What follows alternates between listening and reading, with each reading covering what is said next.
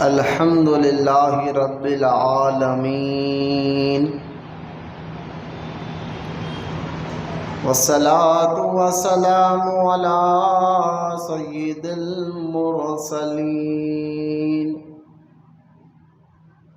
وعلی آلہ واصحابہ اجمعین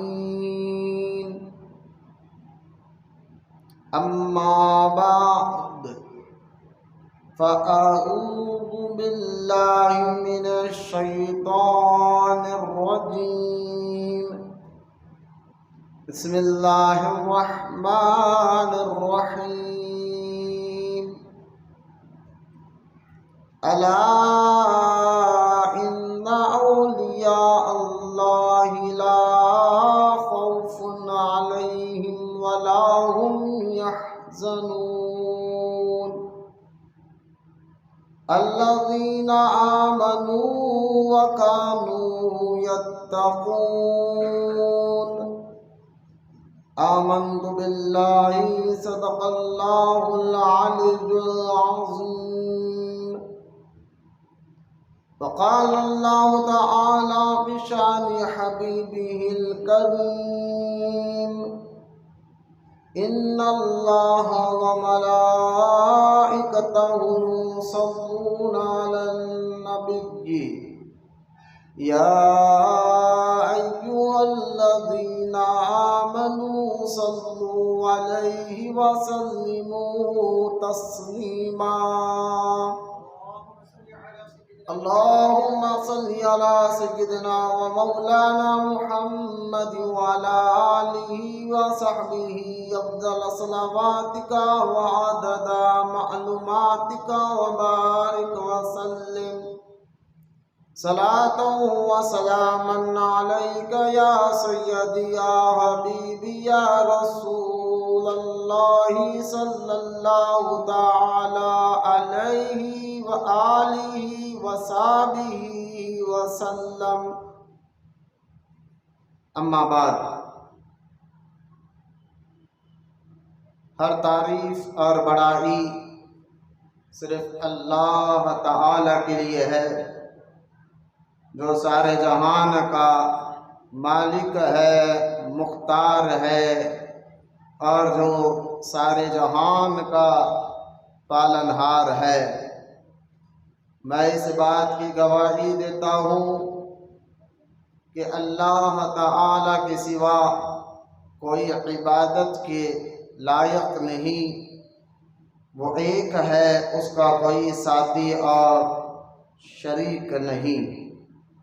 اور میں اس بات کی بھی گواہی دیتا ہوں کہ آپ کے رحمانی پیارے آقا اور مولا حضور پرنور رحمتی کونین حضرت سیدنا محمد مصطفیٰ احمدی مجتبیٰ صلی اللہ تعالی علیہ وآلہ وصحبہ وسلم پر اہل بیت، صحابہ کرام، تابعین اور تبع تابعین، اولیاء محمد پر قیامت تک بکثرت رحمتیں اور برکتیں نازل فرماتا رہے، آمین۔ محبت سے ایک مرتبہ درود پاک پڑھ لیجیے۔ اللہم صلی علی سیدنا و مولانا محمد وعلی آلہ وصحبہ افضل صلواتک وعدد معلوماتک بارک وسلم صلاة وسلاما علیک یا سیدی یا حبیبی یا رسول اللہ صلی اللہ تعالی علیہ وآلہ وصحبہ وسلم اما بعد۔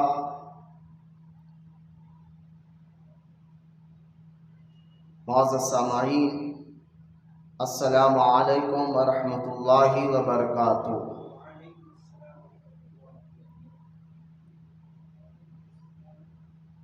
آج کا یہ سفر کا مبارک مہینہ اور اس کا یہ پہلا جمعہ ہے۔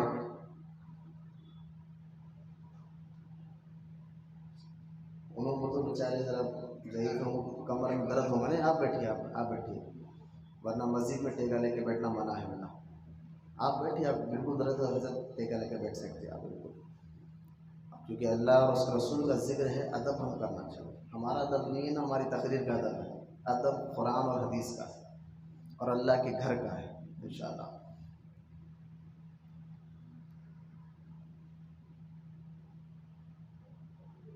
سفر کا یہ مبارک مہینہ ہے، اس کو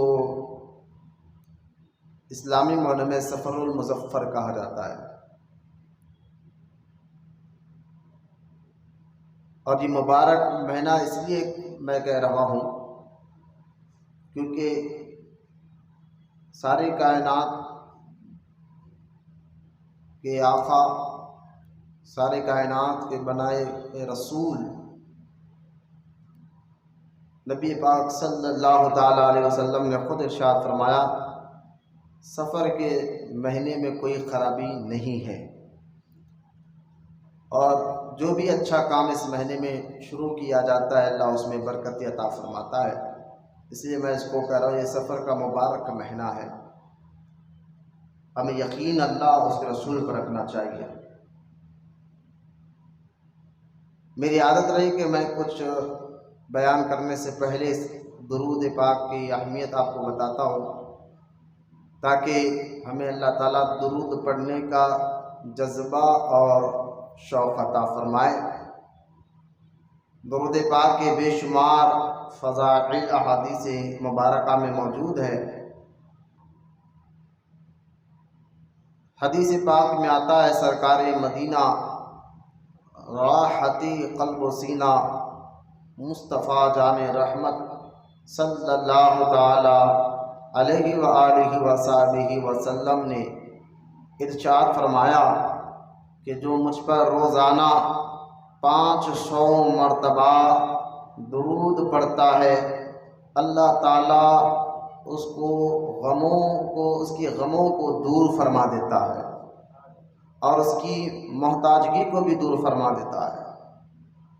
تو یہ درود پاک کا ہی ایک ایسا وظیفہ ہے جو پڑھنے میں بھی آسان ہے، اس کے فائدے بھی بہت ہے.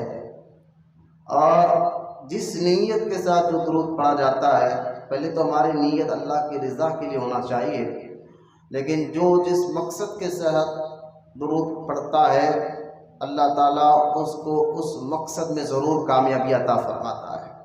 درود پڑھنے سے اللہ تعالیٰ نیکیاں بھی عطا فرماتا ہے. درود پڑھنے والوں کی اللہ تعالیٰ گناہ بھی معاف فرماتا ہے.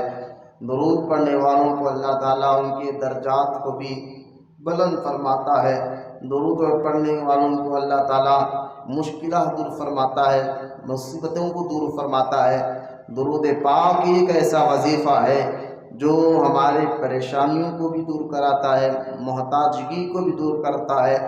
الغرض جو بیچارے اکثر اپنی محتاجگی کا شکوہ کرتے ہیں کہ مولانا کہ ہمارے پاس پیسہ آتا نہیں، محنت کرنے کے بعد آگے بھی گیا تو ٹکتا نہیں، پریشانیوں پہ پریشانیاں ہے، کچھ ایک پریشانی ہوتی تو دوسری پریشانی آ جاتی ہے. آپ کچھ ایک وظیفہ بتائیں تاکہ ہمارے یہ پریشانیاں اللہ تعالیٰ دور فرما دے. تو میں اکثروں کو کہتا ہوں کہ کثرت سے درود پاک پڑھا کرو. جو حدیث میں نے ابھی آپ کو سنائی ہے کہ 500 مرتبہ اگر آپ درود پڑھنے کی عادت بنا لیں گے روزانہ، تو آپ دیکھیے ایک ایک کر کر اللہ تعالیٰ آپ کے سارے پیچیدگیوں پریشانیوں کو دور فرمائے گا، خیر اور برکت کو داخل فرمائے گا. الغرض درود پاک کے بے شمار فضائل جو ہے احادیث مبارکہ میں موجود ہے. اللہ تعالیٰ ہم تمام کو کہنے سننے سے زیادہ عمل کی توفیق عطا فرمائے. آئیے محبت اور عقیدت کے ساتھ ہم سب کے پیارے آقا اور مولا حضور رحمت کونین حضرت سیدنا محمد مصطفیٰ احمد مجتبیٰ صلی اللہ تعالی علیہ وآلہ وصحبہ وسلم کی بارگاہ اقدس میں درود پاک کا نذرانہ پیش کرے. سو مل کر پڑھی اللہم صلی علی سیدنا و مولانا محمد وعلی آلہ وصحبہ افضل صلواتک و عدد معلوماتک و بارک وسلم. صلاۃ و سلاما علیک یا سیدی یا حبیبی یا رسول اللہ صلی اللہ تعالی علیہ وآلہ وصحبہ وسلم۔ درود پاک کے فضائل کو بیان کرنے کے بعد، کیونکہ یہ سفر کا مبارک مہینہ ہے اور بالکل جو مہینہ گزرا ہے اس کو محرم کا مبارک مہینہ، اور بالکل آخری تاریخ میں محرم کے ایک بہت بڑے بزرگ، اللہ کے محبوب بندے، اللہ کے ولی، جن کا نام حضرت سید مخدوم اشرف مخدوم سمنانی رحمۃ اللہ تعالی علیہ کا عرس گزرا ہے، جن کا مزار، جن کی درگاہ مبارک جو ہے یو پی کے شہر کھچوچا کے اس گاؤں میں آج بھی موجود ہے، جو 600 سال سے زیادہ عرصہ ہو گیا ہے، لیکن آج تک بھی لوگ اس دربار سے فیض لے رہے ہیں، اور انشاءاللہ تعالی قیامت تک اس دربار سے لوگوں کو فیض ملتا ہی رہے گا۔ ہمارے بزرگان دین کا ذکر اللہ تعالیٰ نے قرآن پاک میں بھی فرمایا ہے۔ میں اکثر یہ بات کہتا ہوں، جہاں قرآن میں اللہ تعالیٰ نے نماز کا، روزے کا، حج کا، زکوٰۃ کا ذکر کیا ہے، حلال کا ذکر کیا ہے، حرام کے بارے میں بتایا ہے، شراب کے بارے میں، سود کے بارے میں، ماں باپ کی عظمت کے بارے میں، وہیں پر اللہ تعالیٰ نے قرآن پاک میں اپنے محبوب بندوں کا بھی ذکر فرمایا ہے اور ان کا چرچا کرنے کا حکم بھی عطا فرمایا ہے۔ اللہ تعالیٰ نے قرآن پاک میں کئی آیتوں میں اپنے نیک اور محبوب بندوں کا ذکر کیا اور اپنے بندوں کو خود فرمایا کہ میرے محبوبوں کا ذکر کرو، ان کا چرچا کیا کرو۔ لہٰذا ہم اسی اللہ کے حکم کے تحت جو بھی بزرگان دین کا عرس آتا ہے تو ہم ان کی یاد منا کر اس بزرگ کا بھی شکریہ ادا کرتے ہیں اور اس بزرگ کے ذریعے اللہ تعالیٰ کا بھی شکریہ ادا فرماتے ہیں۔ اور یہ قاعدہ ہے، ایک قانون ہے کہ جو آپ پر کوئی احسان کرے، آپ کی کوئی مشکل کو ہٹائے، کوئی پریشانی کے وقت آپ کو کوئی مدد کرتا ہے، تو اخلاق بھی یہ کہتے ہیں، اخلاقی طریقہ بھی یہی ہے کہ اگر کوئی مشکل کے وقت آپ کا ساتھ دے، پریشانی کے وقت آپ کا ساتھ دے، تکلیف کے وقت آپ کا ساتھ دے اور آپ کا ساتھ دے کر آپ کی وہ مشکل کو ہٹانے میں مدد کرے، تکلیف کو ہٹانے میں مدد کرے، تو اخلاقاً بھی یہ بات ثابت ہوتی ہے کہ ہم اس کا شکریہ ادا کریں کہ جناب آپ نے ہماری مدد کی ہے، آپ کی وجہ سے ہماری یہ مشکل تھوڑی سی آسان ہو گئی، مشکل ختم ہو گئی۔ تو لہٰذا احادیث پاک میں اس لیے بھی آیا ہے کہ جو بندوں کا شکر ادا کرتا ہے وہ رب کا بھی شکر ادا کرنے والا ہوتا ہے۔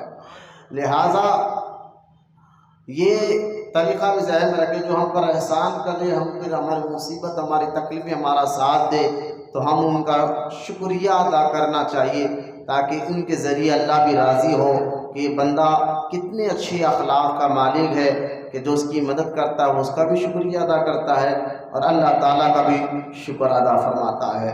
اور یہ قرآن کی ایک نے کئی آیتیں ہیں جس میں اللہ تعالیٰ نے خود ارشاد فرمایا، جو میرا شکر ادا کرتا ہے میں اس کی نعمتوں میں اور اضافہ کر دیتا ہوں اور اس کو نعمتیں عطا فرماتا ہوں۔ تو اللہ تعالیٰ کا شکر ادا کرنے سے اللہ تعالیٰ نعمتیں بھی عطا فرماتا ہے۔ الغرض لیکن صحیح طریقہ یہ ہے کہ جو بندہ اللہ کا نیک اور محبوب بندہ آپ پر کوئی احسان کرے، تکلیف ہٹائے، تو آپ اس کا بھی شکریہ ادا کریں۔ تو آج ہم جس بزرگ کی یاد منا رہے ہیں، ہم درگاہوں کا عرس کیوں مناتے ہیں؟ اللہ کے نیک اور محبوب بندوں کا عرس مناتے کیوں ہے؟ ہم چھٹی شریف میں غریب نواز کی یاد کیوں مناتے ہیں؟ حضرت نظام الدین اولیاء علیہ رحمت و رضوان کی یاد کیوں مناتے ہیں؟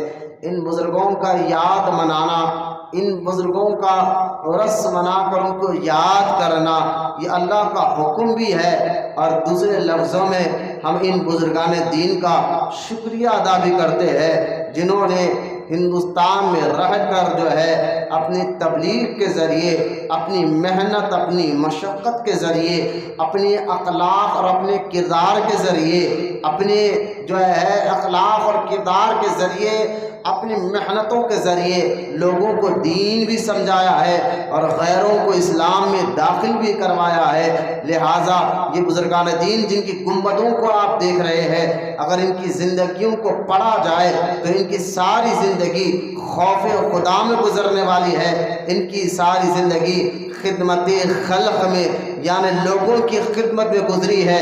اس لیے ان کی دنیا کے جانے کے بعد بھی آج ان کی مزارات چمک رہے ہیں، آج ان کی گنبدیں چمک رہے ہیں۔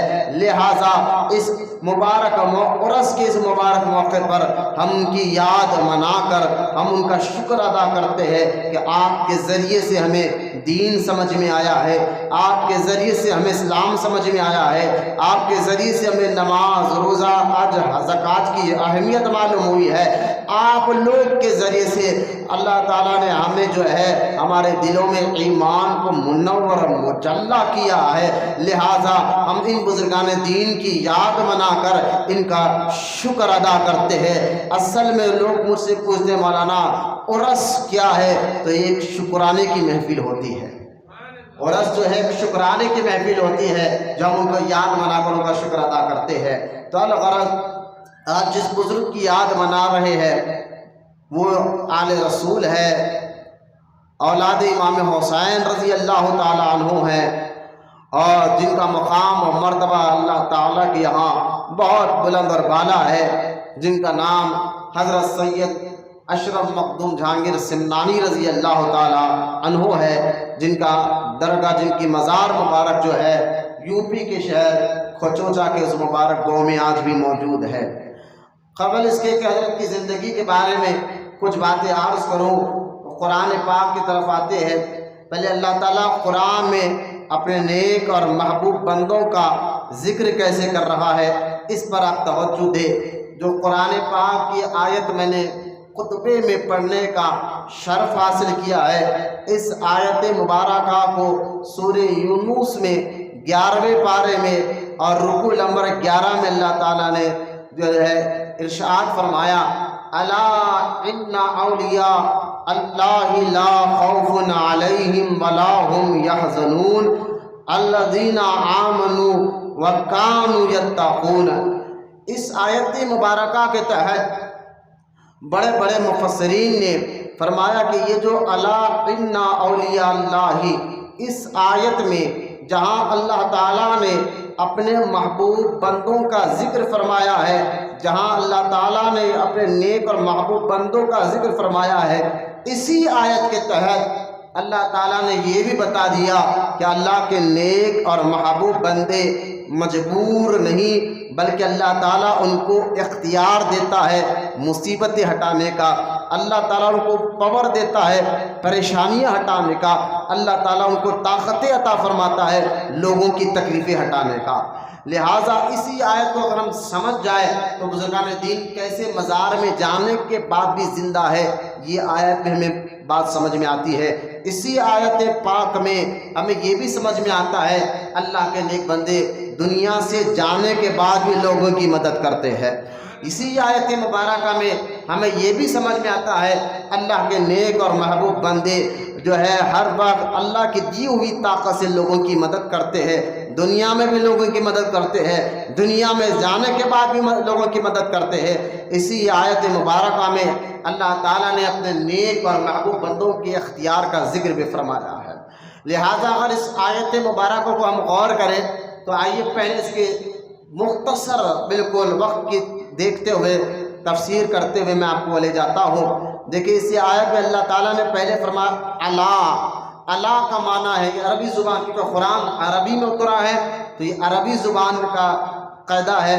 اللہ کا معنی ہے خبردار، خبردار یعنی ہم خبردار کسی کو کہتے ہیں نا کہ خبردار ہو جاؤ، جیسے کہ ہم کوئی خاص بات کہنا چاہتے ہیں تو خبردار ہو جاؤ، کچھ خاص میں تمہیں بتانا چاہتا ہوں، تو اللہ یعنی خبردار ہو کر سنو، اللہ فرماتا خبردار ہو کر سنو، میں کچھ خاص بات بتانا رہا ہوں۔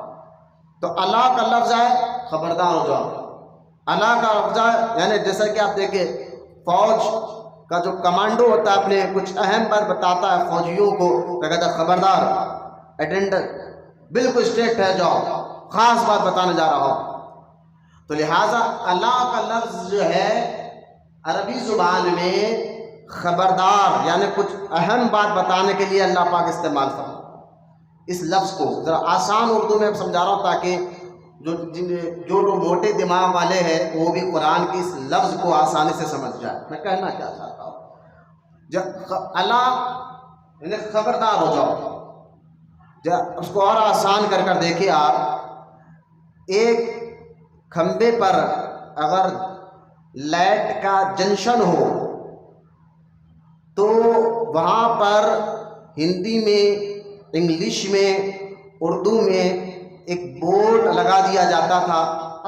اب کبھی کبھی ایسے نظر آ رہا ہے لیکن پہلے ایسا ہوتا تھا، جس کھمبے پر لائٹ کا جنکشن ہو وہاں ایک بورڈ لگاتے تھے اور اس بورڈ پر لکھا ہوتا تھا 3 لفظوں میں، اردو میں لکھا ہوتا تھا خبردار، اور ہندی میں لکھا ہوتا تھا ساودھان، اور انگلش میں لکھا ہوتا تھا ڈینجر. مطلب کیا تھا؟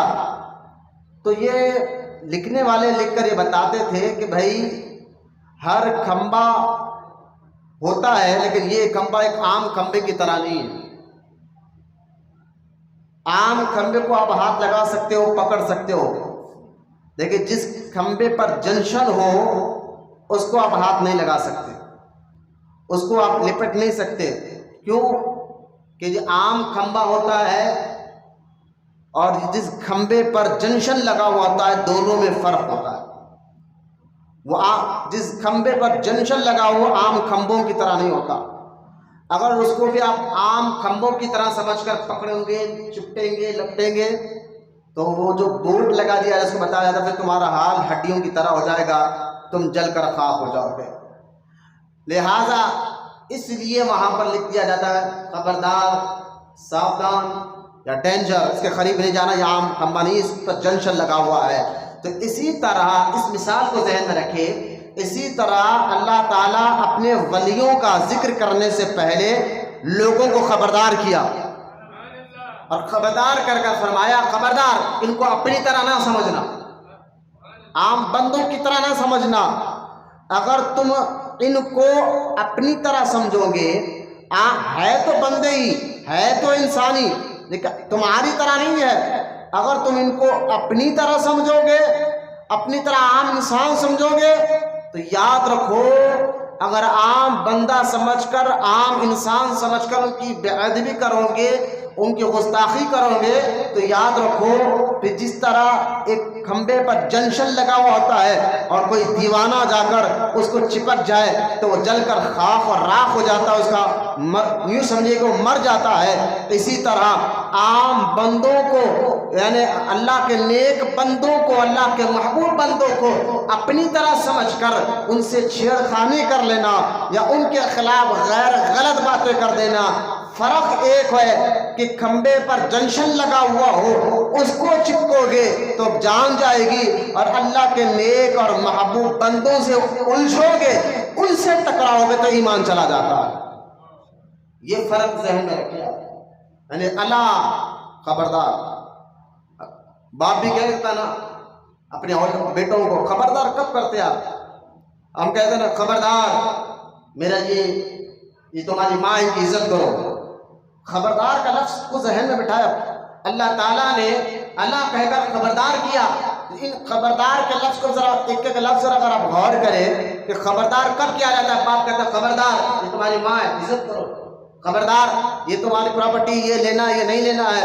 تو لہٰذا اب اسی لفظ میں دیکھیں خبردار، یہ عام بندوں کا ذکر نہیں، خاص بندوں کا ذکر ہو رہا ہے. اللہ پاک قرآن میں کہتا ہے خبردار کوئی عام آدمی کا نہیں، میرے محبوبوں کا ذکر ہو رہا ہے.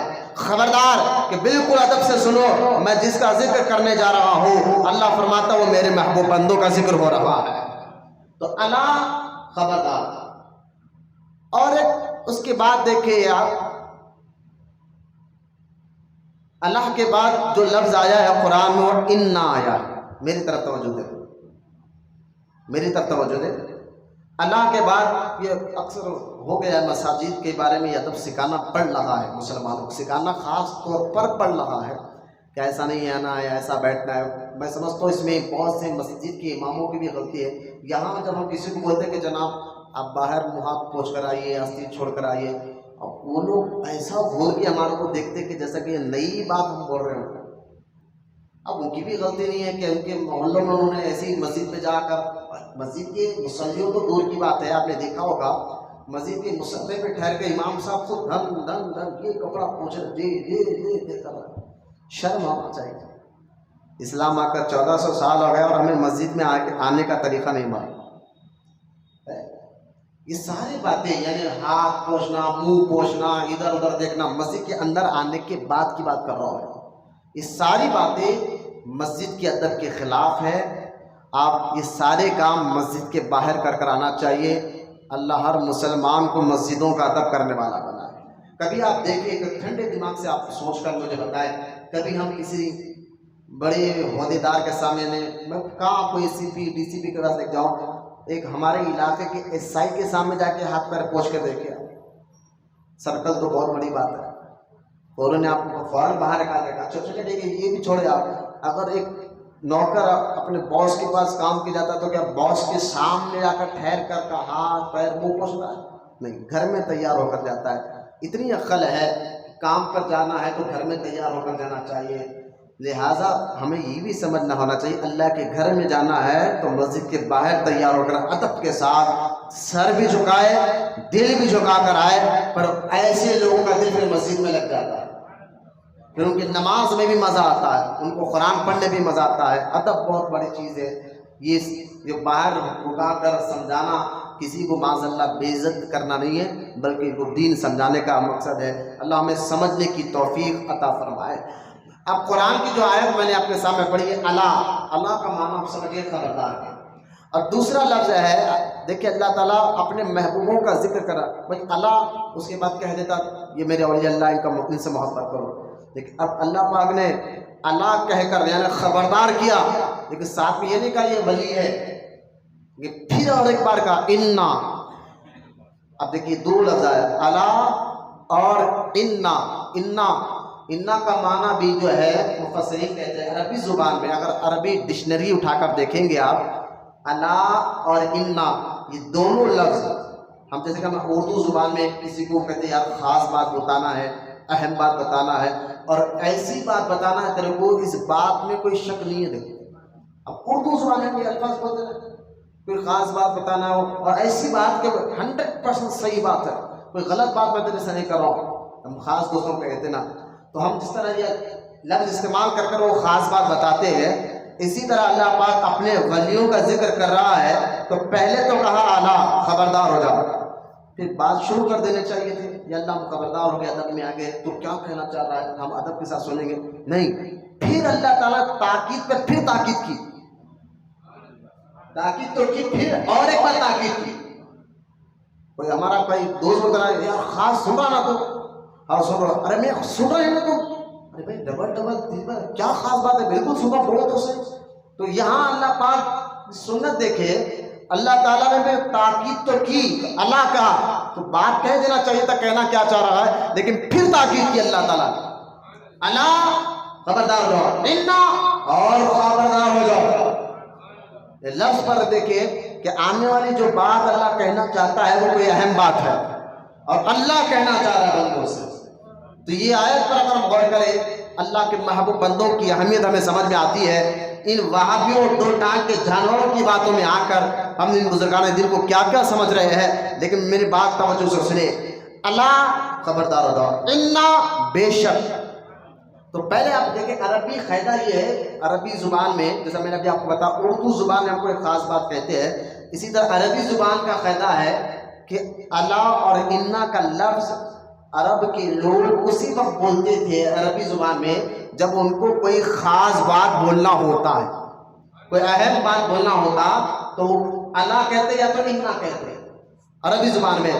تو یہ لفظ بتا رہا ہے عربی زبان میں کہ عربوں، کیونکہ قرآن عربی میں اترا، عربی لینگویج میں اترا ہے، تو لہٰذا عربی زبان اگر ہم جو لوگ عرب میں رہ کر آئے، مکہ مدینہ پاک میں رہ کر آئے، وہ لوگ ان زبانوں کو اکثر وہاں سنتے رہتے ہیں آج بھی، کہ یہ الا یا انا یہ لفظ جو ہے عرب کے لوگ آج بھی کوئی خاص بات کے موقع پر تاکید کے لیے بولتے ہیں۔ لہٰذا یہاں قرآن عربی میں اترا ہے تو اللہ تعالیٰ نے فرمایا انا، پہلے تو اللہ کا معنی بتا دیا، انا بے شک، یعنی اللہ کہہ رہا ہے بے شک جو میں کہنے جا رہا ہوں میرے محبوب ہے، بے شک، اتنا بے شک یعنی ان کی زندگی میں کوئی شک نہیں ہے، انا بے شک وہ میری دی ہوئی طاقت سے تمہاری مدد کرتے ہیں، انا بے شک وہ دنیا سے جانے کے بعد بھی قبر میں بھی زندہ ہوتے ہیں، انا بے شک وہ قبر میں جانے کے بعد بھی تمہاری مدد کرتے ہیں، انا بے شک وہ غوث پاک بغداد میں ہے لیکن اگر مدد کے لیے پکارو تو انا بے شک میں نے ان کو اتنی طاقت دی ہے وہ تمہاری مدد کر سکتے ہیں۔ تو انا کے لفظ میں اگر کھولا جائے، انا بے شک وہ زندہ ہے، انا بے شک وہ مدد کرتے ہیں، انا بے شک وہ میرے محبوب ہے، انا بے شک وہ تمہاری دنیا سے جانے کے بعد بھی تمہاری مدد کرتے ہیں، انا بے شک اللہ فرماتا میں نے ان کو طاقت دی ہے۔ الا اور انا، اب دیکھیں آپ یہ دونوں لفظ کو ذہن میں بٹھائیں، اب اللہ کہتا ہے یہ دونوں کا خبردار کیا، اب کہتا ہے الا ان اولیاء اللہ، یا اولیاء اللہ کہا، اولیاء اللہ یعنی اللہ کے محبوب بندے کون؟ لا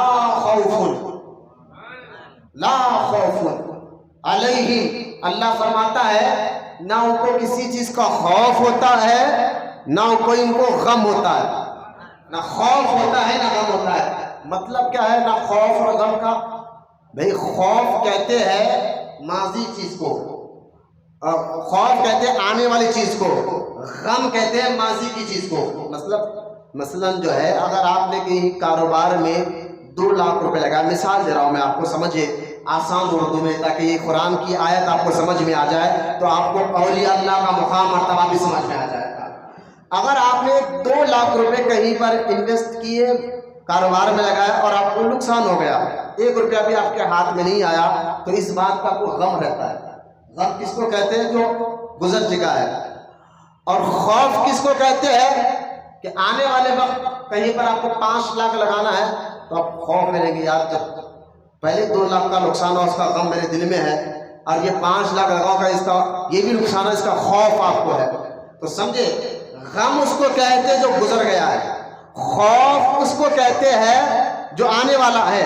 لیکن اللہ کے نیک بندوں کو نہ کسی چیز کا غم ہوتا ہے نہ خوف ہوتا ہے، یہ اس کی خاص پہچان ہے۔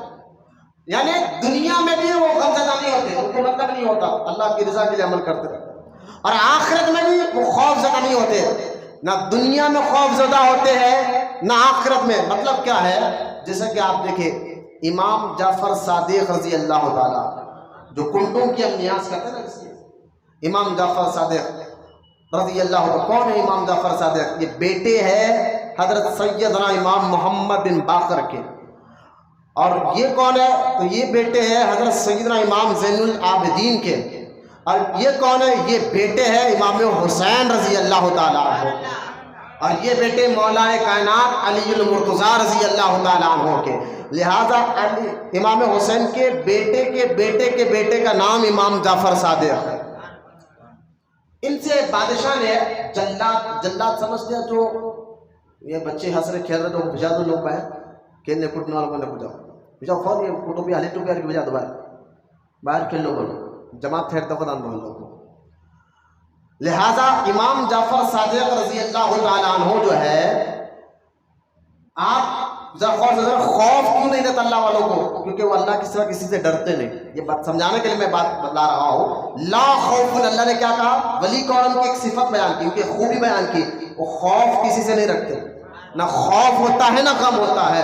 تو کیسا خوف نہیں ہوتا وہ آپ کو سمجھانے کے لیے واقعہ سمجھا رہا ہوں کہ ایک بادشاہ نے، مامون نے کہا کہ جلات کو، جو آدمی جس کو پھانسی کی سزا دے تو وہ جلات رہتا ہے، بڑا پھانسی کی سزا سے چلاتا ہے، تو اس دور میں سر قتل کرنے والوں کو جلات کہتے تھے، سر نکالنے والوں کو۔ لہٰذا بادشاہ نے کہا کہ یہ جو امام جعفر کے پاس لوگ زیادہ جا رہے ہیں، ان سے مجھے خطرہ ہے، ایک کام کرو میں ان کو بلاتا ہوں، اور بلانے کے بعد جیسا ہی میں اشارہ کروں گا تو پیچھے سے آ کر ان کا گردن کاٹ دینا، ان کی سر مبارک کو کاٹ دینا۔ تو جلاد نے کہا حضور آپ کا اشارہ کیا ہوگا؟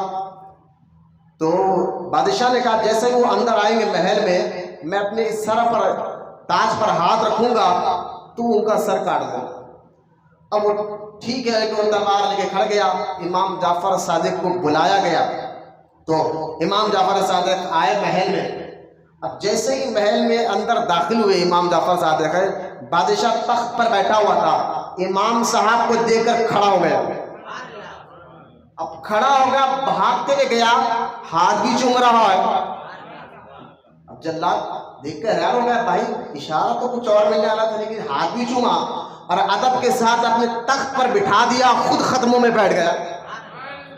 اب بیٹھ گیا اور بیٹھنے کے بعد جو ہے کہا حضور کوئی حاجت ہے؟ بولے کوئی حاجت نہیں۔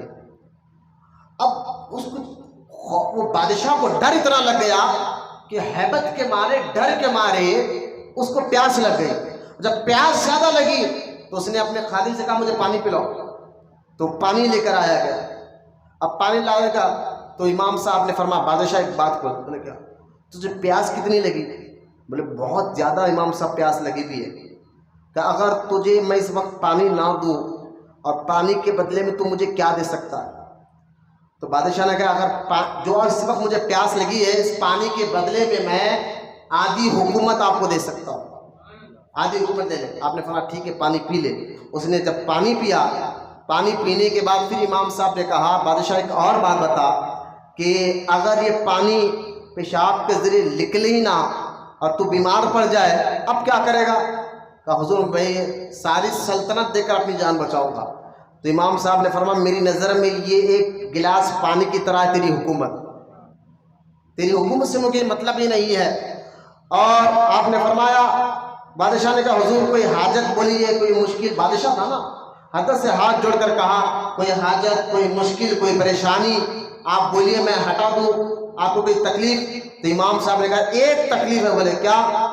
آج کے بعد تم مجھ کو محل میں نہ بلا دو، میں محل میں آنے والا نہیں ہوں۔ یہ کہہ کر امام جعفر صادق چلے گئے، بادشاہ دھڑم سے گر کر بے ہوش ہو گیا۔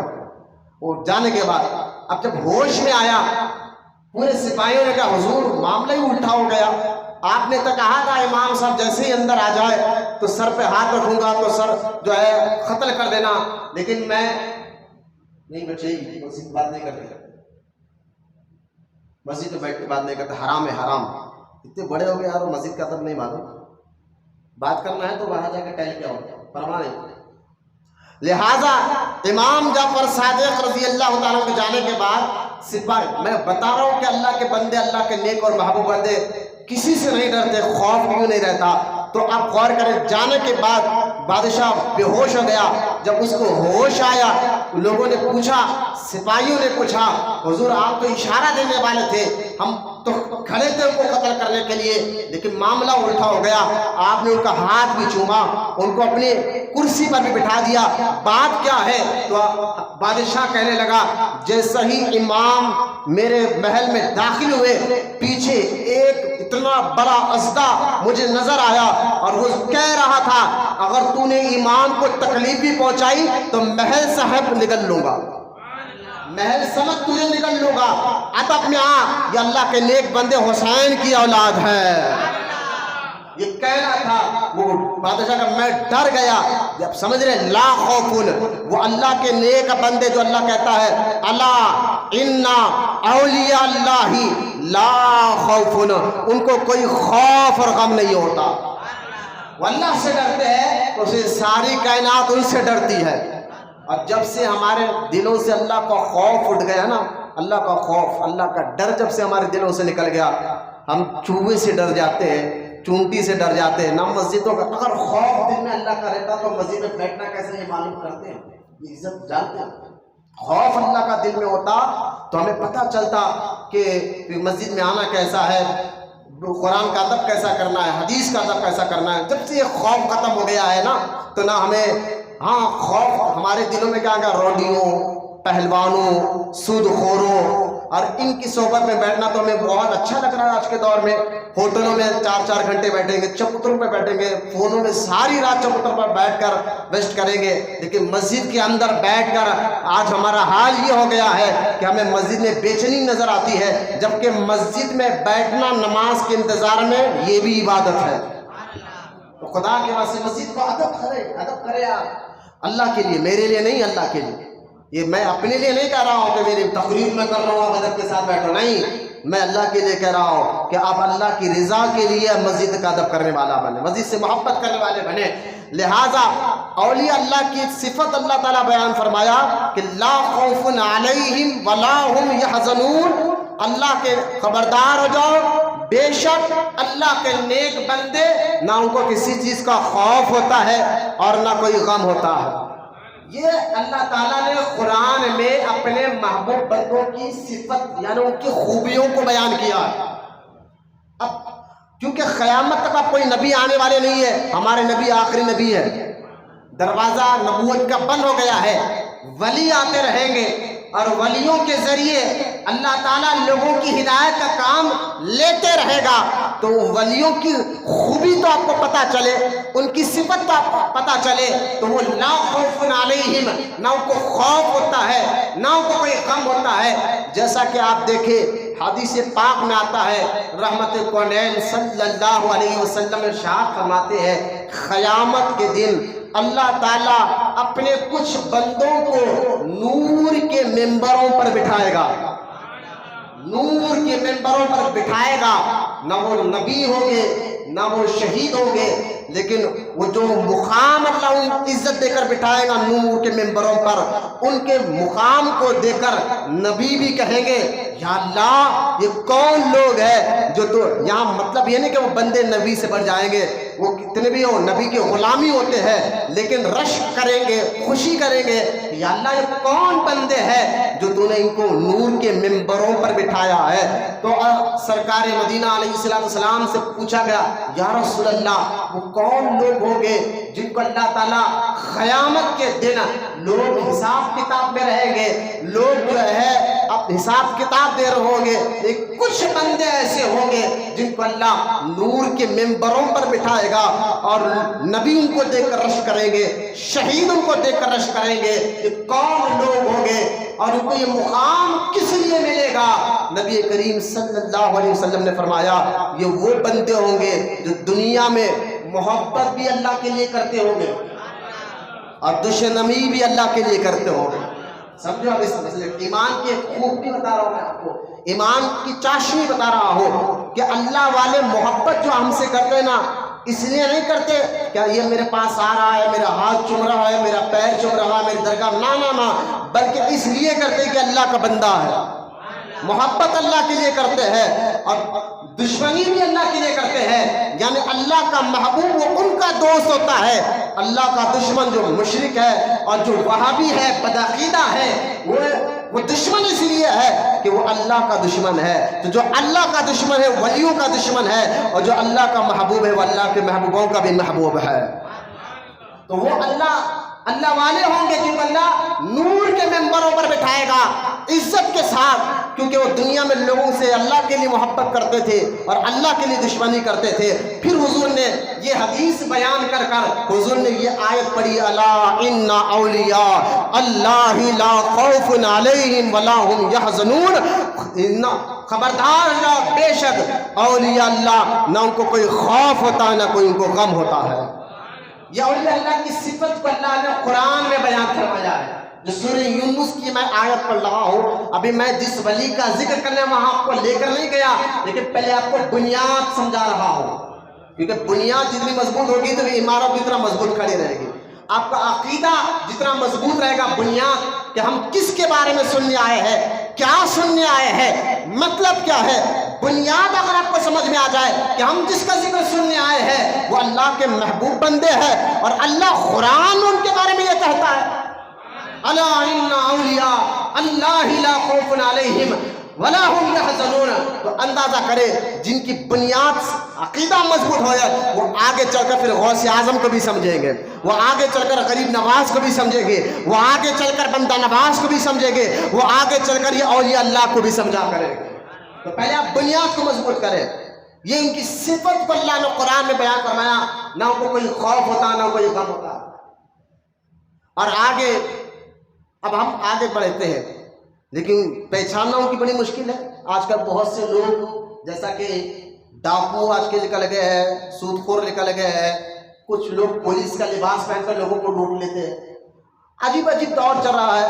تو آج کا جس طرح چور الگ الگ طریقے سے, بالکل کوئی چور پہلے چور جو ہے نا رات میں آ کر چوری کرتے تھے سوتے وقت, وہ ہے, لیکن عجیب طریقے سے دور چلے گا. چور آپ کے بغلوں میں رہ کر آپ کو لوٹ لے رہے ہیں, آپ کو چھٹی کے نام پہ دھوکہ دے رہے ہیں, فنڈ کے نام پہ دھوکہ دے رہے ہیں, آپ کو جو ہے فون پر جو کوئی ایپ ڈال کر دھوکہ دے رہے کہ بھی آپ اتنے پیسے لگاؤ کتنا ملے گا, یہ کرو کتنا ملے گا. اب لالچ میں لوگ, بہت سے لوگ بیچارے 1000 کے 2000 کے چکر میں, 2000 کے 10,000 کے چکر میں پیسے لگا دیتے ہیں. بعد میں پتہ چلتا ہے فراڈ نکلا, بھائی پیسے تو چلے گئے. تو نئے نئے قسم کے چور نکل گئے, عجیب عجیب قسم سے آپ کو لوٹا جا رہا. تو ہم ہوشیار ہو گئے کہ بھائی فون پر ہر میسج کا ہم جواب نہیں دیں. ہر ایک یوٹیوب پر, فون پر اگر کوئی ہمیں بتائے کہ بھائی اتنے لاکھ کا لون آپ کو ملے گا فری, آپ کے نام کا جو ہے دلی میں فلاں ملک سے اتنا بڑا لاکھوں روپے کا پیکج آیا ہوا ہے, آپ 1 لاکھ روپے ڈالیں پھر آپ کو 19 لاکھ کا فائدہ. لیکن آپ ہوشیار ہو گئے, الحمدللہ ہم سمجھ گئے. تو چور آج نئے نئے قسم کے چور نکل گئے جو آپ کے پیسوں کو لوٹنا چاہتے. تو ایک چور وہ ہے جو آپ کے پیسوں کو لوٹنا چاہتے ہیں, اور دوسرے چور ایسے ہیں جو آپ کے ایمان کو لوٹنا چاہتے ہیں. اور وہ ایمان کے لوٹوروں کو دیکھیں, ایمان جو ہے نا پیسے سے زیادہ دولت ایمان ہے.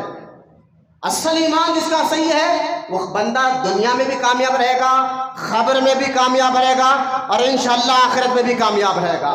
تو آپ بتائیں, خبر میں جانے کے بعد ایمان ہی ساتھ آئے گا, نہ پیسہ, نہ رشتے دار, نہ ماں, نہ باپ, نہ دوست, کوئی نہیں. تو قبر میں جانے کے بعد بھی وہاں پر آپ کو ایمان ہی ساتھ آئے گا. تو ایمان ہی اگر کوئی لوٹ لے, تو جس طرح آج کے اس دور میں ان لوٹروں سے, ان چوروں سے آپ کو بچنا جو آپ کے پیسوں کو چوری کرنا چاہتے ہیں الگ الگ طریقے سے, الگ الگ فیشن سے, اسی طرح آج کے اس دور میں آپ کو وہابیوں سے بھی ہوشیار رہنا چاہیے.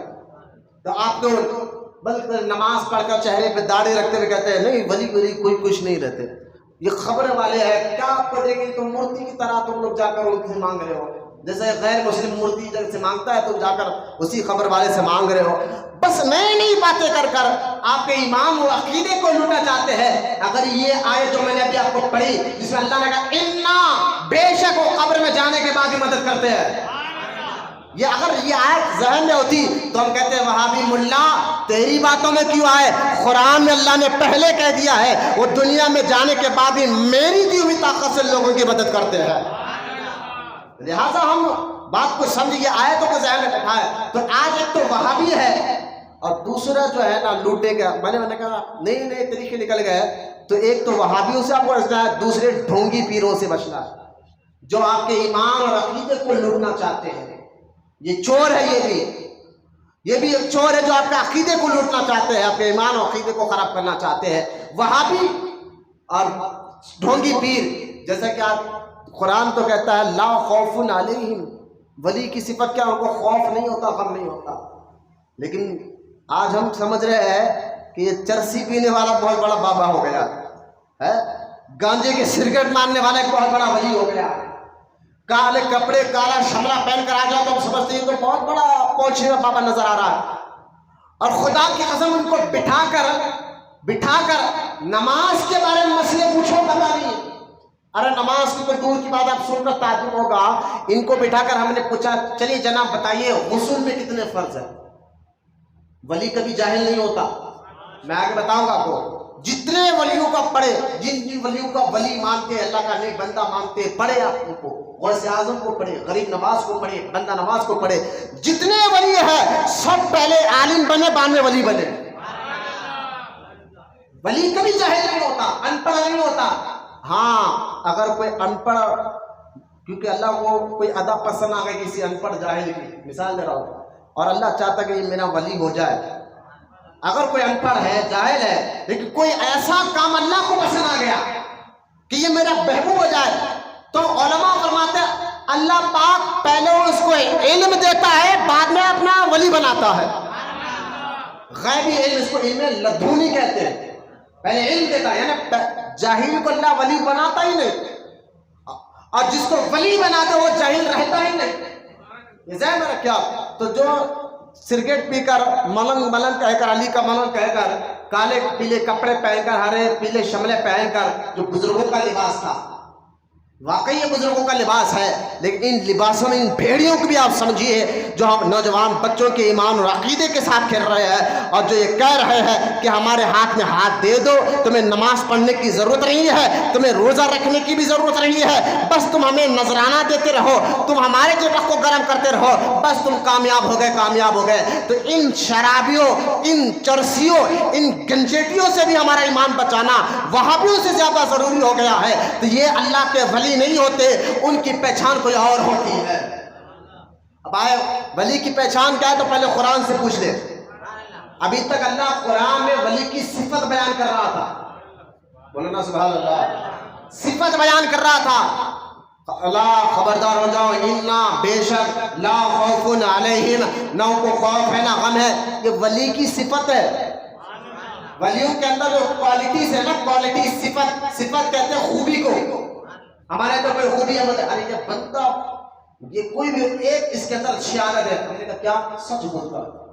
صفت سمجھا خوبی کو کہتے ہیں. بہت آسان اردو میں آپ کو سمجھا رہا ہوں. صفت خوبی کو کہتے ہیں. تو ہم کہتے ہیں فلاں بندہ نہیں سچ بہت کہتا ہے، جھوٹ بولتے نا ہم نے کبھی سنا نہیں ہے اس سے، لہذا صفت کہتے ہیں خوبی کو. اب جو آیت میں اللہ تعالیٰ نے صفت کو بیان کیا، ولیوں کی صفت کو بیان کیا، ہم نے کہا مولا تو نے صفت تو بیان کر دیا، لیکن مولا ذرا ان کی پہچان بھی تو کر دے، پہچان بھی تو کر دے، تاکہ ہمیں پتا تو چلے کس کے اندر یہ صفت آتی ہے، کس کے اندر یہ صفت آتی ہے. تو قرآن میں اسی سورہ یونس میں اللہ آگے ارشاد فرماتا ہے، اور الا ان اولیاء اللہ لا خوف علیہم ولا هم یحزنون، کہ بے شک خبردار ان کو نہ کوئی خوف ہوتا ہے نہ کوئی غم ہوتا ہے. پھر آگے فرماتا ہے الذین آمنوا وکانوا یتقون، اللہ فرماتا ہے ان کی پہچان یہ ہے، وہ ایک دو کوالٹی پہچان اللہ قرآن میں بتاتا ہے. پہلا وہ ایمان والے ہو گئے. الذین آمنوا، وہ کون ہوگا؟ ایمان. ولی کون ہوگا؟ بات سمجھے، ولی کون ہوگا؟ ایمان والا ہوگا. الذین آمنوا، وہ ایمان والا ہوگا. پتا کیا چلا؟ کوئی کافر اللہ کا ولی نہیں بن سکتا، کوئی مشرک اللہ کا ولی نہیں بن سکتا. آپ کہیں گے ولی تو کون؟ میں نے کہا ولی ایمان والا ہوتا ہے. نہیں مولانا ہوا میں اڑنے والا بھی ولی ہوتا ہے. میں نے کہا ہوا میں اڑنے والا ولی نہیں بلکہ جادوگر بھی ہوتے ہیں. جادوگر میں، جادو میں یہ طاقت ہے کہ اللہ ہر چیز کا جاننے والا ہے. مجھے بتائیے ایک شخص غریب نواز کے سامنے آیا اور آ کر ہوا میں اڑنے لگا، بولے دیکھو میرے پاس پاور کتنا ہے. تھا وہ پجاری، تھا وہ غیر مسلم، خواجہ غریب نواز کے سامنے آ کر ہوا میں اڑنے لگا. تو کیا ہر ہوا میں اڑنے والے کو ولی سمجھ جائیں گے؟ ہر ہوا میں اڑنے والا، بھائی صاحب آپ کو دھوکہ دینے والے بہت ہیں. نہ ہوا میں اڑنے والا ولی ہوا میں اڑ سکتے، لیکن میں بتا ہر ہوا میں اڑنے والا ولی نہیں ہوتا. پانی پہ چلنے والا، ہر پانی پہ چلنے والا ولی نہیں ہوتا. اور جو آپ کی دل کی بات بتا دے، کیا سوچ کر آئے، کیا کھا کر آئے، گھر میں کیا بول کر آئے، ابھی بیٹھ کر آپ کو بہت پہنچے ہو پائے. میں نے کہا نا بھائی یہ کام آج کے دور میں جادوگر بھی کر لیا کرتے ہیں. پہلے لوگ جب میں یہ تقریر کرتا تھا نا، جادوگر یہ بولتے بھائی آپ کا نام کیا ہے، باپ کا نام کیا ہے، دادا کا نام کیا ہے، کیا کھا کر آئے، کیا سوچ کر آئے، یہ ساری باتیں بولتے. بات لوگوں کے ذہن میں بات بیٹھتی نہیں تھی. ارے جادوگر، میں نے کہا جادو رکھی گئی ہے قرآن کا، میں جادو کا ذکر قرآن میں آیا ہے، قرآن جادو کا ذکر آیا ہے، تو قرآن دنیا میں جادو رکھی گئی ہے. جادوگر یہ ساری باتیں معلوم کر سکتے ہیں. بتا رہا ہوں میں آپ کو، سنیں. ایک بات لوگوں کو بات ذہن میں نہیں پڑتی، لیکن آج میڈیا کا دور ہے. آپ دیکھیں ایک نیوز پر ایک بابا بہت چل رہا ہے نا، ہے تو غیر مسلم، لیکن کون آیا کیا نام ہے سب پڑھ رہا تو آپ اس کو ولی سمجھیں گے، جا کے اس کا ہاتھ چھوئیں گے؟ نہیں۔ ولی کی پہچان کیا ہے؟ ولی کی پہچان ہے کہ وہ آپ کے دل کی بات بتا دے، ولی کی یہ پہچان ہے کہ وہ آپ کو یہ بتا دے کہ آپ ہوا میں اڑ کر بتائے، ولی کی یہ پہچان ہے کہ آپ کو پانی پر اڑ کر چل کر بتائے، بلکہ ولی کی پہچان کیا ہے؟ خود جس پر ہم یقین کرتے ہیں وہ ساری کائنات کا مالک و مولا اللہ کا ذات، اللہ پاک کہتا ہے الذین آمنوا، ولی وہ ہوتا ہے جو ایمان والا ہے۔ تو پہلی شرط کیا ہے ولی کے لیے؟ ایمان۔ کیا ہے؟ یہ بچے دونوں سیدھا بیٹھو، اور تم اب تم ہنسے کریں گے میں باہر بھیجا دوں گا، بالکل ادب کے ساتھ بیٹھیں گے، تو کھیلنا کودنا نہیں، مسجد میں بیٹھے، گھر کے دھیان خانے میں نہیں بیٹھے ہوئے پر، اور ادب کے ساتھ بیٹھیں گے انشاءاللہ۔ نہیں آپ کو ٹائم پاس نہیں ہو رہا تو باہر جاؤ، ٹہل کراؤ، جمع ٹھہر خود آ کر نماز پڑھ لو، لیکن بالکل ہمارا جو ہے قرآن حدیث کو بات کے بعد میں ہنسنا کرنا کسی کو برداشت نہیں کرتا۔ یہ طریقہ ہے، یہ ادب ہے، یہی آپ کو دین سمجھانے کا مقصد ہے۔ لہذا ولی کی پہلی پہچان تو ایمان والا ہوتا ہے۔ اب یہ ذہن میں بٹھاتے جائیے اپنے باتوں کو، ایمان ایمان ایمان، تو نہ کافر کو جچے گا نہ مشرک جچے گا جو آپ کے دل کی بات بتا دے۔ نہیں بھائی، ایمان شرط ہے۔ اب میں اس پر ٹاپک کروں تو میں بہت لمبی آپ کو گفتگو کر سکتا ہوں، لیکن دیکھیں پھر دوسری شرط کیا تھا اللہ پاک نے؟ الذین آمنوا وکانوا یتقون۔ ولی کون ہوتا ہے؟ ایمان والا اور متقی ہوتا ہے۔ متقی کس کو کہتے ہیں؟ پرہیزگار۔ متقی یہاں پر آ کر اچھے اچھے باباؤں کو ہم نے دیکھا پانی میں ملتے ہوئے۔ ولی کی دوسری پہچان متقی۔ متقی کس کو کہتے ہیں؟ پرہیزگار کس کو کہتے ہیں؟ داڑھی کاٹنے والے کو متقی نہیں کہتے، نمازیں چھوڑنے والے کو متقی نہیں کہتے، حرام کا کھانے والوں کو متقی نہیں کہتے، جھوٹ بولنے والے کو متقی نہیں کہتے، لوگوں کو دھوکہ دینے والے کو متقی نہیں کہتے، بلکہ متقی وہ ہوتا ہے جو جھوٹ سے بچتا ہے، سچ بولا کرتا ہے، داڑھی رکھا کرتا ہے، نمازوں کی پابندی کرتا ہے اور لوگوں کو تکلیف نہیں پہنچایا کرتا ہے۔ اب اس کو آسان لفظوں میں حضور سیدنا بابا فرید گنج شکر رحمۃ اللہ تعالیٰ علیہ کے بارگاہ میں جاتے ہیں۔ بابا فرید سے پوچھے، کسی نے پوچھا حضور متقی کون ہوتا ہے؟ تو بابا فرید نے فرمایا متقی کا مطلب ہے تقویٰ۔ متقی کا مطلب کیا ہے؟ تقویٰ۔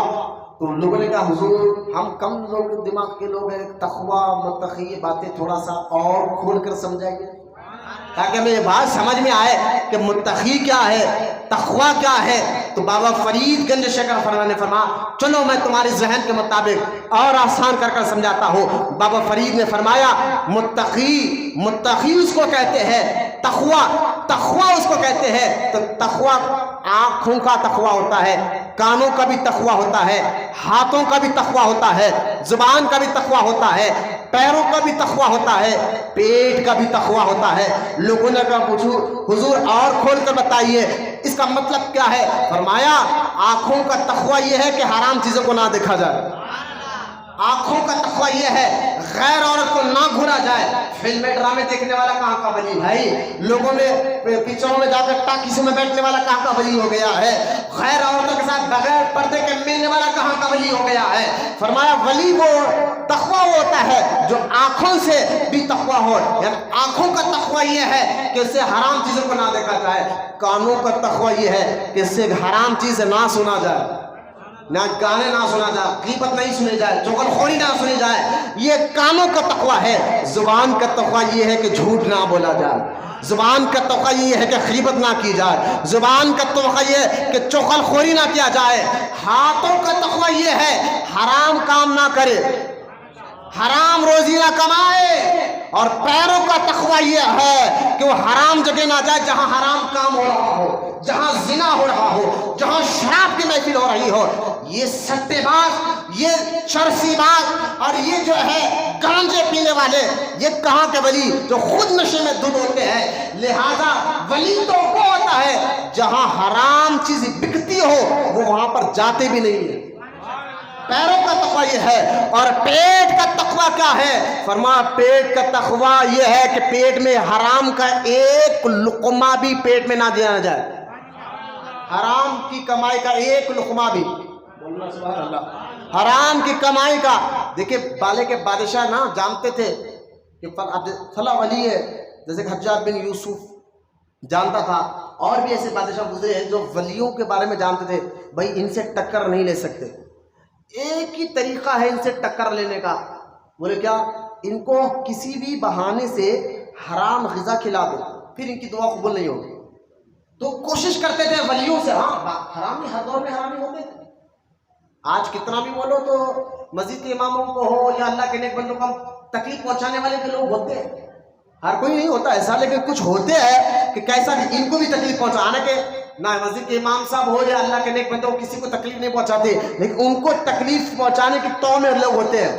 اور بادشاہ تو پہلے سے ڈرے ہوتے ہیں، کیونکہ یہ شروع سے طریقہ رہا ہے کہ لوگ بادشاہوں سے زیادہ اللہ کے ولیوں کے آستانوں پہ جایا کرتے ہیں. تو بادشاہوں کو بڑا ڈر ہوتا تھا. مخدوم سمنانی جن کا ہم عرس منا رہے ہیں، جن کی آج بنا رہے ہیں، ایک علاقے سے گزرے تو بادشاہ نے کہا حضور میں آپ کی دعوت کرنا. بادشاہ تھا لیکن اس نے کہا چلو ان کو 1 سیکنڈ میں ان کی ولایت یعنی 1 سیکنڈ میں اللہ سے دور کر دوں گا. بولے وہ کیسا؟ دیکھو گیا جا کے ادب سے بیٹھ گیا، حضور دعوت ہے قبول کریے. حضرت فرمایا ٹھیک ہے دعوت. تو دعوت اس نے مرغے بلائے اور تو مرغا لا کر پورا پکا کر سامنے لگا، حضور کھائیے. حضرت نے مرغوں کو ہاتھ نہیں لگایا اور بالکل سادہ کھانا شروع کیا. وہ ہاتھ جوڑ کے کہنا حضور یہ میں نے آپ کے لیے لایا ہے، آپ اس کو بھی کھائیے نا، میں بہت خوشی سے بنایا، حضور کھائیے نا. تو حضرت نے فرمایا 2 پلیٹ میں مرغے تھے، فرمایا 1 پلیٹ کا مرغا ادھر کھینچا جس میں، اور دوسرے پلیٹ کا جو مرغا تھا فرمایا یہ تیرے لیے ہے اور یہ مرغا میرے لیے ہے. کیوں؟ کیونکہ جو مرغا حلال کے پیسوں سے تھا حضرت نے کہا کہ یہ میرے لیے ہے، اور جو تو ہمارے امتحان کے لیے لا کے حرام کا غذا کھلا دوں گا، فرمایا ہم حرام کا غذا کھاتے نہیں، اللہ ہماری حفاظت فرماتا ہے. کہا حرام کا ایک لقمہ ولی نہیں کھاتے. یہ کون بات ہے بھائی لوگوں کے مریدوں کو لوٹ لے. مرید سود کا کاروبار کرتا، پیر صاحب کو معلوم ہے، لیکن میرا مرید ہے بھائی یہاں بازو بیٹھ میرے، غریب باہر ٹھہرے گا، سود خوری کے بازو بیٹھے گا. آج کے پیروں کا حال ہے اللہ ماشاء اللہ، میں ہر پیر کی بات کر رہا ہوں. غریب بیچارہ باہر ٹھہرے گا، شراب کا کاروبار کرنے والا پیر صاحب کے بازو بیٹھے گا. غریب بیچارہ باہر کرے گا، سود کا، چھٹیوں کا، انٹرسٹ کا کاروبار کرنے والا پیر صاحب کے پیروں کے پاس بیٹھے گا. اور پیر صاحب کو اتنی توفیق نہیں ہے کہ بنا رہے بھائی یہ حرام کا کام چھوڑ، کیوں؟ نظرانہ نہیں ملنا بند ہو جاتے ہیں. لہذا ولی وہ ہوتا ہے جو حرام کا ایک لقمہ پیٹ میں جانے نہیں دیتا. بولو یار سبحان اللہ. ولیوں کو سمجھو، چپکے ان کے مزارہ نہیں چمک رہے آج کے دور میں. آج ان بدبختوں کو دیکھ کر ان پر گمان مت کرو. یہ ایسے بدبخت لوگ ہیں جو گانجا پی کر لوگوں کو لوٹ کر، ہم بڑوں پر الزام نہیں لگا سکتے، جن کی گنبدیں چمک رہی ہے، جن کی مزارات چمک رہے ہیں، ان کی زندگیوں کو پڑھو، ان کا ساری زندگی متقی اور پرہیزگاری میں گزری ہے. نہ یہ حرام کھاتے، نہ حرام چیز کو ہاتھ لگاتے، اور نہ اپنے قریب حرام کھانے والوں کو پسند کرتے. ان کو بولتے چھوڑیے حرام کا، اللہ سے توبہ کر اور حرام کھانا چھوڑ دے. یہ ہوتے ہیں ولی جن کی صحبت میں بیٹھ کر مرید نمازی بن جائے، جن کی صحبت میں بیٹھ کر مرید داڑھی والا بن جائے، جن کی صحبت میں بیٹھ کر مرید حرام کھانا چھوڑ دے، جن کی صحبت میں بیٹھ کر مرید جو ہے اللہ کا محبوب بن جائے. ایسے ولی ہوتے ہیں. اور جب یہ ساری کوالٹیز ولی میں جمع ہو جاتی ہے نا، پھر اسی آیت میں آپ دیکھیں اللہ فرماتا ہے لہم البشرا فی الحیات الدنیا والآخرہ. اللہ فرماتا ہے جو ولی کون ہے؟ الذین آمنوا وکانوا یتقون، وہ ایمان والے متقی. اور جب اس میں کامیاب ہو جاتا ہے اللہ فرماتا ہے لہم البشرا، ان کو خوشخبری ہے. بولنا سبحان اللہ. ولیوں کو اللہ خوشخبری دے رہا ہے. پھر کیا خوشخبری دے رہا ہے؟ اللہ بتاتا ہے لہم البشرا فی الحیات، ان کی دنیا میں بھی ان کو لیے خوشخبری ہے. جب تک وہ زمین کے اوپر ہے تب بھی ان کے لیے خوشخبری ہے. لہم البشرا فی الحیات فی الدنیا والآخرہ، اور دنیا سے جانے کے بعد بھی خوشخبری ہے. اب سمجھ میں آیا جب ولی زمین کے اوپر ہوتا ہے تب بھی لوگ آ کر ان کو گھیرے ہوئے ہوتے ہیں, تب بھی لوگ آ کر ان کی عزت کرتے ہوئے نظر آتے ہیں. اور جب وہ واقعی ولی دنیا سے جا کر قبر میں جاتا ہے تو عرس کے نام پر لوگ ان کے مزار کو گھیرے ہوئے ہوتے ہیں. لوگ پوچھتے ہیں یہ کیا ہے مولانا؟ تو میں نے کہی جو آیت میں اللہ کہتا ہے لہم البشریٰ فی الحیات الدنیا والآخرہ, اللہ قرآن میں کہتا ہے ان ولیوں کو دنیا میں بھی خوشخبری ہے اور آخرت میں بھی خوشخبری ہے. محبت سے سبحان اللہ, یہ اس کے جلوے ہیں. بولو نا محبت سے سبحان اللہ, یہ اس کے جلوے, اسی آیت کے جلوے ہیں جو اللہ نے وعدہ کیا ہے دنیا میں بھی خوشخبری اور آخرت میں بھی خوشخبری. اللہ غرض یہ ہو گیا اولیاء اللہ. اور جس ولی کا ہم ذکر کر رہے ہیں, یہ آیت یہاں پر میں بات ختم کر رہا ہوں, جس ولی کا ذکر کر رہے ہیں ہم, جن کا نام سید مخدوم اشرف سمنانی ہے رضی اللہ تعالی عنہ, جن کا مزار یوپی اتر پردیش کے شہر کھچوچا کے گاؤں میں آج بھی موجود ہے. 600 سال ہو گیا دنیا سے جا کر, آج تک لوگ ان کے دربار سے فیض لے رہے ہیں. لوگ کہیں گے مولانا ہے کیا؟ میں نے کہا یہی آیت پڑھ لے, لہم البشریٰ فی الحیات الدنیا والآخرہ. یہ آیت سمجھ جائے تو ولی سمجھ میں آ جائیں گے, ان کی گنبدیں بھی سمجھ میں آ جائیں گے, ان کے مزارات بھی سمجھ میں آ جائیں گے. اللہ خوشخبری دیتا ہے دنیا اور آخرت میں, کامیابی دیتا ہے دنیا اور آخرت میں ان کو. مخدوم سمنانی دیکھیں, ہمارے ہندوستان میں ایک بات ذہن میں بیٹھا ہے, ہمارے ہندوستان میں کیونکہ نبی اب قیامت تک نہیں آئیں گے, ولی آتے رہیں گے, تو ہمارے ہندوستان میں ایک سے ایک ولی آئے اور لوگوں کو دین کی تبلیغ کرتے رہے. ولی کا اہم کام ہاتھ پڑوانا, پیر چموانا, ہاتھ چمانا نہیں ہوتا, دین کی تبلیغ کرنا ہوتا ہے. ذہن میں رکھ رہے بات کو, دین کی تبلیغ ولیوں کا اہم کام ہوتا ہے. لہذا جو ان کے سامنے گناہگار سے گناہگار بھی آ جائے, گناہگار سے گناہگار بھی آ جائے, وہ ان کو دیکھ کر سدھر جاتا ہے. بولنا وہاں پر ایک تاج الدین بابا کے پاس ایک طوائف آئی, طوائف, اب میں اس کو اور نہیں کہتا, طوائف کے بارے میں آپ جانتے ہیں, جس کو ہم اردو میں کہتے ہیں جسم بیچنے والے. ولیوں کے پاس ہر کوئی آتا, جیسا کہ ایک جھاڑ, اور جھاڑ کے نیچے ہر کوئی آ کر سایہ لیتا. شرابی بے نمازی سب آتے ہیں, تو اسی طرح ولی بھی اللہ کی رحمت کے جھاڑ ہوتے ہیں, ان کے پاس ہر کوئی آتا, لیکن آتا ہے برا, جاتا ہے نیک بن کر. ایک طوائف آئی تاج الدین بابا کے پاس, آ کر بولے بابا, تھوڑا سا ہلکے جلال میں آئے, اور کچھ دیر خاموش ہو کے کہا وہ جی پتا دیکھ رہے ہو؟ بولے ہاں. اس پتے کو سجدہ کرو, تیرا خدا ہے. کیا حضرت نے فرمایا؟ پتے کو, جھاڑ کے پتے کو کہا یہ سجدہ کر اس پتے کو. اس نے کہا طوائفہ تھی, بابا بولے پتے کو سجدہ کرو. اب جیسا سجدہ کرنے گئی وہ پتا بچھو بن گیا, ڈر کے پیچھے ہٹ گئے. پھر سجدہ کرنے گئے, پھر بچھو بن گیا. 3 مرتبہ ایسا ہوا کہ جب بھی اس پتے کو سجدہ کرنے جاتی ہو پتا بچھو بن جاتا, اس کو ڈسے جاتا. وہ ڈر کے پیچھے ہٹ گئی. کہا بابا 3 مرتبہ سجدہ کرنے گئی, تینوں مرتبہ وہ بچھو بن گیا, مجھے ڈسنے جا رہا ہے. تو تاج الدین بابا نے کہا اس لیے تو تاج کہتا نا گندے کام چھوڑ دے, یہ گندے کام چھوڑ, قبر میں اس سے بڑے بچھو آئیں گے, یہ گندے اور غلط کام چھوڑ. اس نے کہا بابا میں ابھی سے توبہ کرتی ہوں, ابھی سے یہ غلط کام چھوڑتی ہو. یہ ہوتے اولیاء اللہ, گناہگار بھی گناہگار ان کی صحبت میں آ کر سدھر جاتا ہے. ان کی ایک لفظ میں اللہ تاثیر رکھتا ہے, ایک ایک جملے میں اللہ تاثیر رکھتا ہے. تو لہٰذا ہندوستان میں اولیاء اللہ لوگوں کی ہدایت کے لیے آتے ہیں اور آتے رہے انشاءاللہ, قیامت تک آتے رہیں گے. لوگوں کو پہچاننا شاید میں نے بتایا. تو اگر ہم ان بزرگوں کی ہسٹری دیکھیں تو انڈیا میں سب سے زیادہ کام چشتیہ بزرگوں نے کیا. میں انڈیا کی بات کر رہا ہوں. انڈیا میں سب سے زیادہ کام دین کا, تبلیغ کا, اسلام کو پھیلانے کا سب سے زیادہ کام چشتی بزرگوں نے کیا. قادریوں نے بھی کیا, میں غوث پاک کے سلسلے کے والوں نے بھی کیا, لیکن سب سے زیادہ کام مجھے بتائے ہند الولی خواجہ غریب نواز رحمۃ اللہ تعالیٰ علیہ. آپ نے اپنی 90 سال کی زندگی میں, کتنے سال کی زندگی میں, 90 سال کی زندگی میں خواجہ غریب نواز نے 1 کروڑ لوگوں کو کلمہ پڑھایا ہے. آج وہابی کو یہ بات ہضم نہیں ہوتی. وہاں بھی اپنی تقریروں میں کہتا ہے یہ سنی مولوی کہتے ہیں کہ خواجہ غریب نواز نے اپنے دور میں 1 کروڑ لوگوں کو کلمہ پڑھایا ہے. اگر اس دور میں 800 سال پہلے غریب نواز نے 1 کروڑ کو کلمہ پڑھایا تھا تو آج ہندوستان کا نقشہ کچھ اور ہوتا. میں نے کہا بے وقوف، ایک بات یاد رکھ لے، یہ 1 کروڑ جو کلمہ غریب نواز نے پڑھایا تھا یہ اس وقت کے انڈیا کی بات ہے، اس وقت کے انڈیا کی بات نہیں ہے. اس وقت اکھنڈ ہندوستان تھا، نہ پاکستان بنا تھا، نہ سری لنکا بنا تھا، نہ بنگلہ دیش بنا تھا. یہ تینوں جو بنے ہیں ہندوستان سے کٹ کر بنے ہیں.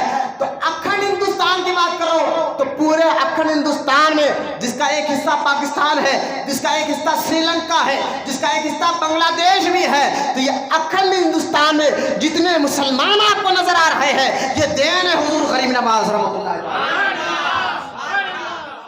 یہ وہاں بھی پڑھتے کچھ سمجھتے کچھ ہے. تو میں خواجہ غریب نواز، پھر غریب نواز کے جانے کے بعد کام نہیں رکا. ان کے اجلہ خلیفہ، غریب نواز کے کئی مرید، کئی خلفاء، لیکن خواجہ غریب نواز کے اجلہ خلیفہ حضور سیدنا خواجہ قطب الدین بختیار کاکی نے کام کو آگے بڑھایا، جن کا مزار دہلی کے قطب مینار کے پیچھے آج بھی موجود ہے، جن کے بادشاہ سلطان شمس الدین التمش جن کی غلامی میں بیٹھا کرتا تھا. وہ کون ہے؟ خواجہ قطب الدین بختیار کاکی رحمۃ اللہ تعالیٰ. کام کو آگے بڑھایا، دین کے کام کو خانخواہ. اب پھر خواجہ قطب الدین بختیار کاکی کے کئی مرید، کئی خلفاء دنیا کے کونے کونے میں انڈیا کے بھیجتے گئے، تم وہاں جاؤ، تم وہاں جاؤ، تم وہاں کام کرو، تم وہاں کام کرو. پھر ان کے اجلہ خلیفہ خواجہ قطب الدین بختیار کاکی دنیا سے گئے تو ان کے اجلہ خلیفہ حضور سیدنا بابا فرید گنج شکر نے کام کو آگے بڑھایا.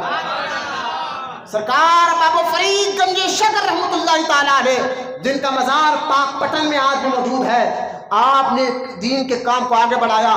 کئی خلفاء کو دنیا کے کونے کونے، ہندوستان کے کونے کونے بھیج کر خانخائے بنائے اور بنا کر دین کے کام کو آگے پہنچایا. بولتے یہ سبحان اللہ. حضور بابا فرید کے دنیا سے جانے کے بعد پھر ان کے کئی مرید، کئی خلفاء دین کے کام کو آگے بڑھا رہے ہیں. اب سمجھے ولی کیا کرتا؟ صرف قوالی نہیں کہ سنتا، قوالی ہوتی ہے ان کے پاس، لیکن قوالی یہ کھانے تک بات نہیں ہوتی، دین کا کام اہم مقصد ہوتا ہے. پھر حضرت بابا فرید کے دنیا سے جانے کے بعد ان کے اجلہ خلیفہ حضور سیدنا نظام الدین محبوب الہی رحمۃ اللہ تعالیٰ نے کام کو آگے بڑھایا ہے. آج نظام الدین اولیاء کا صدقہ ہے. حیدرآباد دکن کے مسلمان یہ کان کھول کر سنیں یہ بات کو، یہ نظام الدین اولیاء کا صدقہ ہے کہ حیدرآباد دکن میں جتنے مسلمان نظر آ رہے ہیں اس کے پیچھے محنت نظام الدین اولیاء کی ہے.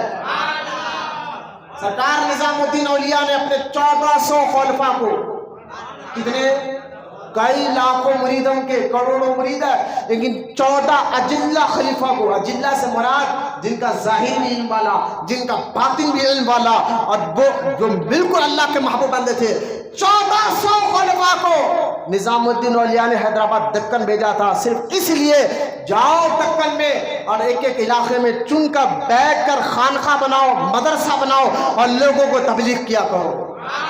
بولا محبت سے سبحان اللہ. جس میں آپ دیکھیں نظام الدین نے ان 1400 خلفاء کو بھیجایا، جن میں زیادہ تر مزارات اورنگ آباد میں ہیں. حضور زرزری زربخش یہ آرام فرما رہے ہیں، حضور 22 خواجہ یہ آرام فرما رہے ہیں، حضور برہان الدین غریب یہ آرام فرما رہے ہیں. حیدرآباد ابھی لیکن اس دور میں اورنگ آباد بھی حیدرآباد دکن کا حصہ تھا، حیدرآباد دکن کا حصہ تھا. اور آج بھی دیکھیں آپ، آج بھی دیکھیں نظام الدین اولیاء کے خلیفہ کے خلیفہ دکن میں آ کر پورے دکن کو منور کیا ہے، جن کا نام سرکار خواجہ بندہ نواز گئے سدراز رحمۃ اللہ علیہ ہے. ابھی یہ حصہ کرناٹک میں چلا گیا ہے، لیکن بندہ نواز کے دور میں یہ بھی دکن میں تھا، یہ دکن میں تھا. تو یہ سارے بزرگ آئے کس لیے تھے اور آ کر اپنے دور دور جنگلوں میں بیٹھ کر خانخواہ بنائے، مدرسے بنائے. خانخواہ کیوں بناتے تھے بزرگان دین؟ صرف خانخواہ میں غریبوں کو کھانا کھلانا یہ تو تھا، کھانا بھی کھلاتے تھے اور لوگوں کی مدد بھی کرتے تھے، لیکن ساتھ ہی ساتھ تبلیغ کیا کرتے تھے دین کی. یہ مقصد ذہن میں کیا ولی ہوتا کیسا؟ صرف قوالی کی سنا کر ولی پوری تو نہیں بجایا تھا، بلکہ اس کو بلا کر کہتا بیٹا کمائی کیا کر رہا ہے؟ حلال ہے یا حرام ہے؟ حرام ہے تو سمجھاتا ہے نہیں کرنا، اللہ ناراض ہوگا، چھوڑ اس کو، توبہ کر۔ بزرگوں کی زبان پر اللہ اثر رکھتا ہے، ان کی جو زبان سے نکلتا وہ اور مرید سنتے چھوڑتے تھے۔ پھر میں حضور پر نظام الدین اولیاء کے کئی مرید، ان میں پھر ایک اور مرید ہے حضرت سیدنا سراج الدین آئینائے ہند رحمۃ اللہ تعالی علیہ، جن کا مزار کلکتہ بنگال میں بھی موجود ہے۔ نظام الدین اولیاء کے خلیفہ ہے سراج الدین آئینائے ہند رحمۃ اللہ علیہ، ان کو نظام الدین اولیاء نے اپنی لائبریری دی، اپنی کتابیں دیے، فرمایا بنگال چلے جا، وہاں جا کر تبلیغ کرنا ہے، وہاں جا کر، جب اس دور میں بنگال کا وہ علاقہ، کلکتہ کا بنگال کا وہ علاقہ پورا کا پورا غیر مسلموں سے بھرا ہوا تھا۔ سراج الدین کو نظام الدین اولیاء نے فرمایا تھا نا، وہاں جانا ہے، ایک مدرسہ بنانا ہے، لوگوں کو تبلیغ کرنا ہے۔ تو آپ وہ اندازہ کریں ان غیر مسلموں میں کون اور نہیں، چشتی بزرگ سراج الدین آئینائے ہند آ کر اسی کلکتہ کے علاقے میں خانخواہ بنا کر لوگوں کو تبلیغ کرتا ہے۔ یہ معاملہ ذہن میں رکھیں۔ پھر انہی کے ایک مرید، سراج الدین آئینائے ہند کے ایک مرید حضور سیدنا علاء الحق پانڈوی رحمۃ اللہ تعالی علیہ، کلکتہ کے ویسٹ بنگال میں ان کا مزار موجود ہے۔ پانڈوا آج بھی یہی جو شہر ہے کلکتہ بنگال کا، ویسٹ بنگال کا جو علاقہ ہے پانڈوا، پورے انڈیا کے علاقوں کے نام بول رہا ہوں میں، قیامت سے لے کے آپ باہر کے ملکوں کی بات کر رہا ہوں، ہندوستان ہی کی بات کر رہا ہوں، الحمدللہ ہم ہندوستانی ہیں۔ لہذا پانڈوا کے اس علاقے میں آج بھی وہ بزرگ کا مزار ہے جن کا نام حضرت سیدنا علاء الحق پانڈوی رحمۃ اللہ تعالی علیہ ہے۔ پھر آپ دیکھیں، یہ ذہن میں رکھے، علاء الحق نام ذہن میں رکھے، پھر انہی کی تربیت یافتہ، انہی کے خاص مرید حضور مخدوم سمنانی رحمۃ اللہ تعالی علیہ ہے، جن کا مزار، جن کا ہم یاد آج منا رہے ہیں۔ مخدوم سمنانی کون ہے؟ جن کا مرض بنا، صرف 15 منٹ رہ گئے، میری بات پر تھوڑا سا توجہ دے، تھکان آ رہی تو دور کر دے، میں اہم موضوع پر آ گیا۔ ولیوں کے مقام کو سمجھاتے جس بزرگ کا ذکر کرنا ہے وہاں 15 منٹ میں آپ کو کیا بتاؤں، انشاءاللہ اتوار کو اللہ زندگی رکھا تو ان کی زندگی کے بارے میں اور جب بتاؤں گا، دن کے 11 بجے آپ ضرور تشریف لے کر آئے اس مسجد میں۔ لہٰذا 15 منٹ کا مجھے وقت ہے، بات سمجھ جائے جن کا ذکر سن رہے ہیں۔ حضرت مخدوم سمنانی یہ تھے، سمنان ایران کا ایک علاقہ تھا، سمنان، ٹھیک ہے، وہاں سمنان کے ان کے والد سید ابراہیم بادشاہ تھے 600 سال پہلے۔ ایران کا علاقہ سمنان کے بادشاہ سید ابراہیم، ان کے بیٹے مخدوم سمنانی، بولے محبت سے سبحان اللہ۔ مخدوم سمنانی علیہ رحمت الرضوان جو ہے وہاں پیدا ہوئے، جب آپ کی عمر 4 سال ہوئی، 4 سال 4 مہینے، مخدوم سمنانی سید اشرف ان کا نام تھا، تو آپ کے والد نے آپ کو کیا کیا، مدرسے میں داخلہ کرا، تو 4 سال 4 مہینے کی عمر میں بالکل آپ قرآن پڑھنا شروع کیے، تو آپ جو ہے کم عمر میں، یعنی بالکل یوں سمجھیے 14 سال کی عمر میں، 4 سال سے پڑھنا شروع کریں، 14 سال کی عمر میں آپ قرآن کے حافظ بھی بنے۔ ہاں دیکھیں، ولی جاہل نہیں ہوتا، سلسلے چشتیے کے ایک بہت بڑے ولی مخدوم سمنانی کا ذکر کر رہا ہوں۔ لہذا مخدوم سمنانی 14 سال کی عمر میں قرآن کے حافظ بھی بنے، عالم بھی بنے، مفتی بھی بنے، محقق بھی بنے، بولو محبت سے سبحان اللہ۔ سمجھے آپ، ولی کبھی جاہل نہیں ہوتا۔ یہ ان پڑھوں جاہلوں کو دیکھ کر کہاں ولی سمجھ رہے آپ؟ خالی پیلا کالا شملہ پہننے سے کوئی ولی نہیں ہو جاتا، جیسا کہ آپ دیکھیں کوئی پولیس کا ڈریس پہننے سے کوئی پولیس والا نہیں بن جاتا، اس کو نوکری دینا پڑتی ہے بابو۔ لہذا کوئی ڈریس پہننے سے کوئی پولیس والا نہیں بن جاتا، کوئی پیلے ہرے کپڑے پہن کر کوئی ولی نہیں بن جاتا، وہ عالم ہوتا ہے، فاضل ہوتا ہے، محدث ہوتا ہے، محقق ہوتا ہے، حافظ قرآن ہوتا ہے۔ بولے محبت سے سبحان اللہ۔ قرآن کو 7 لہجوں میں حضور کے دور میں صحابہ پڑھا کرتے تھے۔ کتنے لہجوں میں؟ 7 لہجوں میں۔ کتنے؟ 7، یوں سمجھے 7 خرت میں، 7 خرت میں صحابہ جو ہے قرآن کو پڑھا کرتے تھے۔ ہمارے انڈیا میں جو ہم قرآن جو جس خرت کو پڑھتے ہیں وہ امام عاصم کی خرت پہ عمل کرتے ہیں۔ امام عاصم رحمۃ اللہ تعالیٰ نے جو خرت کر کر بتایا، اسی خرت کو ہم قرآن پڑھتے ہیں، اسی خرت کے اللہ سے۔ ورنہ قرآن کو پڑھنے کے 7 طریقے، بولو نا 7 لہجے ہیں، اور ہم ان میں سے ایک لہجے کو اپنائے ہوئے ہیں اور 6 لہجے بعض سے لوگوں نے سنا بھی نہیں ہوگا آج تک سنا بھی نہیں ہوگا. لہذا قرآن کو پڑھنے کے 7 لہجے 7 طریقے ہیں. مخدوم سمنانی قرآن کو 7 طریقوں سے پڑھا کرتے تھے. بولے وہاں پر سے سبحان اللہ.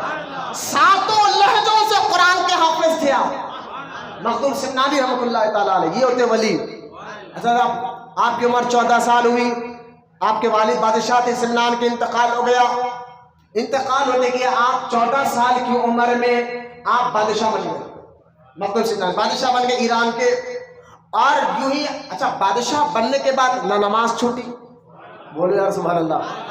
ایک لیڈر سے پوچھو کتنا مصروف ہوتا ہوں. ارے لیڈر تو MLA MP بہت دور کی بات ہے. کونسلر دیکھو آپ نمازیں چھوڑتے میں نظر آتا, جمعہ میں نظر آ گیا تو بہت بڑی بات ہے, علاقے کا کونسلر. لہذا بادشاہ کتنا بیزی ہوگا, لیکن خدا کی قسم ولی نہ نمازوں کو چھوڑتا, نہ فرض تو فرض ہے, نفل بھی نہیں چھوڑا کرتا ہے. مخدوم سمنانی 14 سال سے لے کر 23 سال تک بادشاہت پر ہے, لیکن نہ فرض چھوڑا, بولتے رہی سبحان اللہ, نہ نفل چھوڑا, نہ تہجد چھوڑا, نہ قرآن کی تلاوت چھوڑی, نہ فجر کے بعد اشراق کی نماز کو چھوڑا, نہ چاشت کی نماز کو چھوڑا. مغرب کی نماز کے بعد 2 سنت 2 نفل کے بعد 6 رکعت اوابین کے ہوتے ہیں. بہت سے لوگوں کو یہ بات ابھی تک معلوم ہی نہیں ہوگی. نفل نماز ہوتے ہیں, مغرب کے 3 رکعت فرض, پھر 2 سنت, پھر 2 نفل پڑھ کر بہت لوگ چلے آتے ہیں. اب تو نفل تو بہت اللہ ماشاءاللہ کوئی پڑھتا ہوگا, لیکن مغرب کی نماز میں 6 رکعت اوابین کے بھی ہوتے ہیں, جس کو اس نماز کو نماز اوابین کہتے ہیں. مخدوم سمنانی اس نماز کو بھی نہیں چھوڑا کرتے تھے بادشاہ بننے کے بعد. بولو سبحان اللہ. ہاں یہ ہوتا ہے اولیاء اللہ. یہ بابا کو نے کئی باباؤں کو دیکھا نماز نہیں پڑھے. بابا نماز پڑھی ہے, انہیں نہیں وہ ہم مکے میں پڑھتے ہیں, آپ کو دکھائی نہیں دیتا. اچھا نماز آپ مکے میں پڑھتے, کھانا یہاں حیدرآباد میں کھا رہے ہیں. ایک بار میں نے کہا بابا یہ 10 روپئے پکڑی ہے, جب نماز کا ٹائم آنا وہ مکے میں جا کر وہیں کھانا کھا لیجیے, ہم کھانا نہیں بناتے, ہم مکے میں پڑھتے ہیں, جاؤ مکے میں جا کر پڑھو. دوسرے دن بابا بھاگ جاتے. بالکل جھوٹ بولا جاتا ہے. الغرض مخدوم سمنانی 23 سال. اچھا ان 23 سال کی عمر میں مخدوم سمنانی کو پڑھانے کے لیے, دین سمجھانے کے لیے غیب کا انتظام دیکھے, کیونکہ جو ولی ہوتے ہیں بچپن سے اللہ تعالیٰ ان کے مزاج کو الگ رکھتا ہے, ان کے اخلاق کو الگ رکھتا ہے, ان کا چہرہ بڑا نورانی ہوتا ہے. ولیوں سے اللہ بڑا کام لینا ہوتا ہے, تو ان کے بچپن ان کے جوانی کو دیکھنے والے دیکھ کر کہتے ہیں یار بچپنا تو ہمارا بھی آیا ہے, جوانی ہمیں بھی ملی ہے, لیکن ان کا بچپنے کی بات کچھ اور ہے, ان کے جوانے کی بات کچھ اور ہوا کرتی ہے. ولیوں کا مقام ہی کچھ اور ہوتا ہے. تو 23 سال کی عمر میں خضر علیہ السلام آ کر مخدوم سمنانی کو پڑھایا کرتے تھے. ارے اتنے بڑا ولی ہمارے انڈیا کے شہر میں, بولو سبحان اللہ. ہندوستان میں بھی بتاؤں گا ان کا مقام کیا ہے. مخدوم سمنانی پڑھایا کرتے تھے.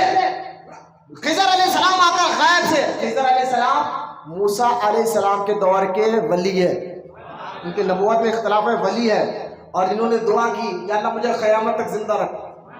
بولنا سبحان اللہ. وہ آج بھی زندہ ہے, ولیوں کو نظر آتے ہیں, قرآن میں ان کا ذکر ہے.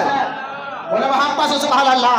حضرت خضر علیہ السلام ولیوں سے ملاقات آج بھی کرتے ہیں, اور جس سے خضر ملاقات کرے وہ اللہ کا ولی ہو جاتا ہے. تو خضر علیہ السلام خود آتے تھے مخدوم سمنانی کو پڑھانے کے لیے. بولو سبحان اللہ. اب 23 سال کی عمر ہوئی, خضر علیہ السلام نے کہا اللہ کا حکم ہے, اے مخدوم بادشاہت چھوڑو, اب ہندوستان کی طرف چلو, ایک بہت بڑا حصہ تمہارا انڈیا میں رکھا ہوا ہے, تمہیں وہاں بلایا جا رہا ہے. مخدوم سمنانی نے اب خضر علیہ السلام کی بات سنے, گھر آئے, ماں سے کہا ماں میں بادشاہت چھوڑنا چاہتا ہوں. ماں نے کہا بیٹا کیوں؟ کہا مجھے اللہ کا حکم ملا ہے بادشاہت چھوڑو, ہندوستان کی طرف آؤ, وہاں تم سے بڑا کام لینے کا ہے. ماں بھی تو ماں تھی, حسین کی اولاد کی تھی.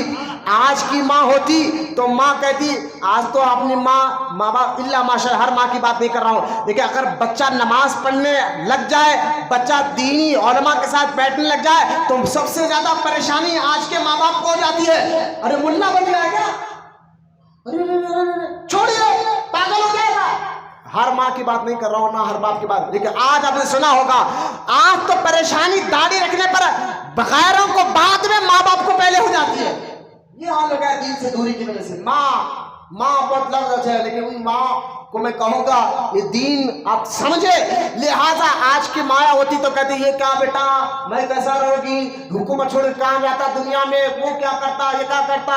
جیسے کہ آج کی ماں کرتے کیا ملا بن گیا, مرشد بن گیا, داڑھی رکھ لیا, نمازیں پڑھ لا, چھوڑ یہ سب کہنا چھوڑ تو امریکہ جانا ہے, لندن جانا ہے. یہ آج کل ماؤں کے ذہن ہو گیا. اللہ یہ فلمیں ڈراموں کی ایک بہت بڑے بچے فلمیں ڈرامے ہیں جو ہمارے اسلامی بہنوں کے ذہنوں کو خراب کر رہے ہیں. اللہ ہمیں ہماری اسلامی بہنوں کو اس سے محفوظ رکھے. لہذا مخدوم سمنانی کی ماں تھی, بیٹی بھی سیدہ تھی, سیدہ یعنی سید کی بیٹی تھی. ماں نے کہا اجازت ہے جاؤ. بولو نا وہاں بس اس بات اماں یہ بادشاہ اپنے چھوٹے بھائی کو دے دے. اپنے چھوٹے بھائی کو بادشاہ بنا دی. ماں نے کہا بیٹا جا رہا ہے نا, بولے بادشاہ تھا لاڑ پیار سے پڑا ہوا ہے, لہٰذا ایک کام کر 1000 فوج کو لے کر ساتھ جا. ماں کا انکار نہیں کر سکے, 1000 فوج کو لے کر ساتھ گئے. ایران سے نکلے ہندوستان کے راستے پہ, کچھ دور آ کر آدھی دور آ کے کہا 1000 فوج کو بلا چلے جاؤ, اب مجھے فوج کی ضرورت نہیں. وہ فوج کو واپس بھیجا دیا بڑی مشکل سے. کچھ دور گئے, خاص وزیر ساتھ چل رہا تھا, اس کو بھی کہا تو بھی چلے جا. کہا حضور میں آپ کے ساتھ نہیں چھوڑ سکتا. کہا نہیں یہ میرا حکم ہے. اس کو بھی اجازت دی, چلا گیا. اب کچھ دور گئے, کہا گھوڑا تھا, اپنے گھوڑوں کو بھی کہا چھوڑو میں پیدل ہی جاؤں گا. لوگوں نے کہا حضور آپ کے اور خاص وزیر ساتھ تھا, حضور یہ گھوڑا تو رکھ لیجیے. کہا نہیں مجھے دنیا کی کوئی چیز مطلب نہیں ہے. بولنا سبحان اللہ. ولی ایسے ہوتے دنیا سے کوئی مطلب, دنیا سے کوئی مطلب. یہ اللہ کے ولی ہوتے ہیں, پیسوں پہ نظر رکھ کر, ہتھیوں پہ نظر رکھ کر, نذرانوں کو لوٹنے والے ولی نہیں. ولی تو دنیا سے کوئی تعلق نہیں, ان کا تعلق ڈائریکٹ رب سے اور رسول سے ہوا کرتا ہے. حضرت مخدوم سمنانی رحمۃ اللہ تعالیٰ علیہ وہاں سے نکلے, ایران سے لاہور آئے, کیونکہ اس دور میں آتے کہ راستہ آج بھی اگر کوئی پیدل بغداد جانا چاہتا ہے تو یہاں سے دلی, دلی سے لاہور, لاہور سے ایران تب جا سکتا ہے. روڈ کا راستہ آج بھی ہے. اس دور میں 600 سال پہلے ایران, ایران سے لاہور, لاہور سے اب دہلی کی طرف آ رہے تھے, اور آتے آتے راستے میں آپ کو مل گیا بہار. بولو نا سوال. اب کیونکہ آپ کو غیب سے پتا چل گیا تھا کہ میرا جو حصہ ہے وہ ویسٹ بنگال, کلکتہ کے شہر پانڈوا میں ہے, جہاں میرے پیر میرا انتظار کر رہے ہیں. اب وہاں سے آ رہے ہیں مخدوم سمنانی پیدل پیدل پیدل. ادھر بہار میں ایک علاقہ ہے منیر, ابھی بھی آپ انٹرنیٹ پہ ہمارے منیر شریف, وہاں پر ایک اللہ کے بہت بڑے ولی آرام کر رہے ہیں جن کا نام ہے سید شرف الدین یحییٰ منیری رحمۃ اللہ تعالیٰ علیہ. یوں سمجھے کہ بہار والوں کے لیے وہ اجمیر ہے آج کے دور میں, بہت بڑی بارگاہ ہے, لاکھوں لوگوں کی دعائیں قبول ہوتی ہے آج بھی. تو سید شرف الدین یحییٰ منیری کا انتقال کا وقت تھا, بالکل پردہ فرمانے والے تھے. ولیوں کو اللہ غیب کا علم دیتا ہے, نبی تو دور کی بات ہے, نبی کو غلاموں کو غیب کی خبر دیتا ہے. جب انتقال کا وقت قریب آیا تو سید شرف الدین یحییٰ منیری نے اپنے مریدوں کو بلایا کہ دیکھو میں انتقال کر جاؤں گا, کچھ ہی لمحوں میں میرا انتقال ہوگا. جیسا میرا انتقال ہوگا میرے کو کفن پہنا, غسل دینا, کفن پہنانا, جنازہ کوئی نہیں پڑھائے گا. مریدوں نے کہا حضور آپ کا جنازہ کون پڑھائے گا؟ فرمایا ایک سید آ رہا ہے. بولنا سبحان اللہ. نام اس کا مخدوم ہوگا. غیب کی خبر نبی کو نہیں ہوتی. وہاں بھی ملا کہتا ہے شیخ جی کے غیب کی خبر ولیوں نبیوں کو نہیں ہوتی. میں نے کہا یہ تو نبی نہیں, نبی کے غلاموں کو اللہ غیب کی خبریں دیتا ہے. اور کرے یہ تاریخ پر لکھا گیا. اب پردہ ہوگا, شرف الدین یحییٰ منیری کا انتقال ہوا, نماز غسل یا جنازہ تیار ہوا. ایک دن گزرا, رستے پہ سارے ملک نظر کرے, کوئی نظر نہیں آیا. 1.5 دن گزرا, ایک دن, دوسرا دن کا آدھا دن ہوا. ایک مرید بے چین ہو کر درا راستے کو دیکھیں گے تو صحیح ادھر کوئی سے آئے نہیں آئے. دور جا کر دیکھا تو ایک شخص چلتا ہوا نظر آیا, چہرہ بڑا نورانی تھا. وہ قریب گیا مرید اور جا کر کہا آپ سید ہیں؟ تو مخدوم سمنانی کا ہاں, فقیر سید حسین کا بیٹا ہے. بولنا محبت سے سبحان اللہ. چلیے آپ ہی کا انتظار کر رہے ہیں, ہمارے پیر کا جنازہ تیار ہے. ہمارے پیر انتقال سے پہلے کہہ دیے تھے کہ یہاں سے ایک سید آئے گا, وہی میرے جنازے کی نماز پڑھائے گا. لہذا مخدوم سمنانی آئے اور سارے مریدوں کے سامنے ٹھہر کر جنازے کی نماز آپ نے پڑھایا. ولی کو ولی پہچانتا ہے. جنازے کی نماز پڑھا, دفن ہو گئے, تدفین ہو گئی. دفن ہو کر حجرے میں کمرے میں گئے مخدوم سمنانی، اچانک شرف الدین یحییٰ منیری کا ہاتھ خبر سے باہر آ گیا. بولنا سبحان اللہ. یہ ہوتے اللہ والے. اللہ والوں کو ہرگز نہ چھڑو نہ لینے کے دینے پڑیں گے.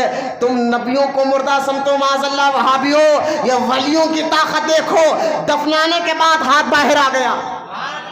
سارے مرید پریشان کہ میرے پیر کا ہاتھ باہر کیوں آ گیا. جا کر مخدوم سمنانی کو کہا ہمارے پیر قبر سے ہاتھ باہر نکال دیے، وجہ کیا ہے سمجھ میں نہیں آ رہی ہے. مخدوم سمنانی آئے، اسی قبر کے پاس بیٹھ کر مراقبہ کیا، آنکھ بند کر پھر آنکھ کھول کر کہا تمہارے پیر نے کہا تھا ایک ٹوپی جو حضور سے علی سے ان تک آئی تھی، وہ ٹوپی تم نے دینا بھول گیا تھا، لہذا وہ ٹوپی تم نے قبر میں رکھنا بھول گیا. مریدوں کو یاد ہے ہاں ہمارے پیر نے کہا تھا جب مجھے قبر میں لیٹا جائے یہ ٹوپی بھی ساتھ رکھ دینا. تو آپ نے مخدوم سمنانی کا تمہارے پیر وہی ٹوپی مانگ رہے ہیں. بولنا سبحان اللہ. آپ سو نہیں رہے ہیں، ایسا ہوا ہے.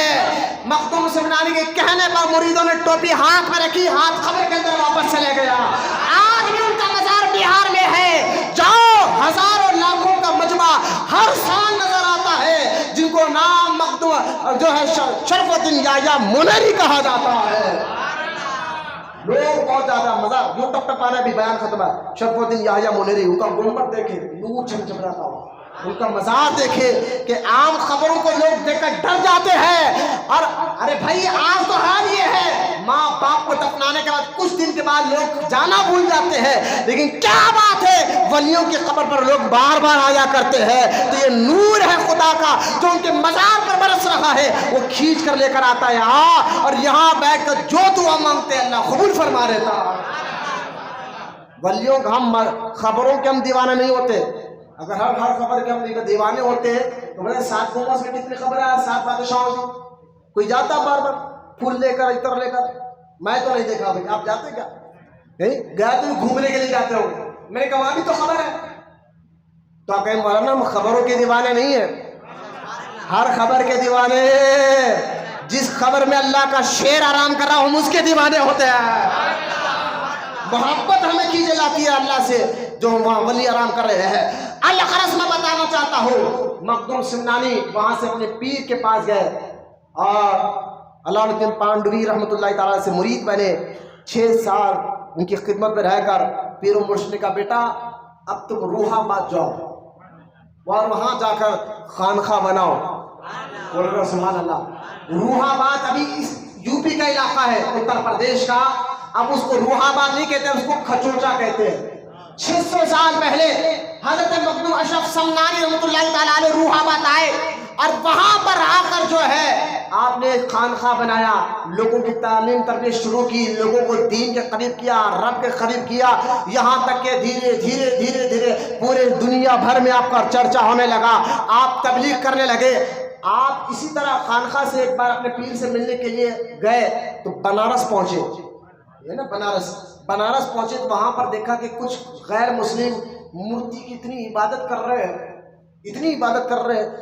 آپ ان کی عبادت کو دیکھ کر مخدوم سمنانی کو رشک آیا. یار ایک پتھر اور ان کو اتنا یقین تھا، ایک پتھر پہ اتنا یقین، اتنا بھروسہ کہ اس کے سامنے ہل نہیں رہے، اس کے سامنے مضبوطی سے کھڑے ہوئے، یہ دیکھ ہی رہے ہیں. تو جو تھے نا وہاں پر پجاری، انہوں نے دیکھا کہ ایک مسلمان ہے جو ہمیں گھور رہا ہے باہر آئے. آپ کا جناب یہ ہمارا علاقہ، یہ ہمارا حصہ، ہمارے معبود کی ہم عبادت کر رہے ہیں، آپ اتنا گھور کیوں رہے ہیں؟ کہا مجھے تعجب ہو رہا ہے کہ حقیقی رب کی عبادت چھوڑ کر ایک پتھر پہ اتنا یقین. اس نے کہا آپ ہمارے معبود کو پتھر کہہ رہے ہیں، ہمارے پاس ثبوت ہے، یہ ہمارے معبود ہے. مخدوم سمنانی نے کہا اچھا پیش کر ثبوت. بولو نا سبحان اللہ. ولی کون ہوتے ہیں؟ تبلیغ یہاں کرو گے جا کے. کہا پیش کر ثبوت. اس نے ثبوت پہ ثبوت دیا. مخدوم سمنانی نے اپنے دین کا ثبوت دیا. جب بات قرآن حدیث کی اس پجاری کو سمجھ میں نہیں آئی، اس نے کہا ارے ہم بات میں تو ان سے جیت نہیں سکتے، ایک کام کرو دلیل تو دو.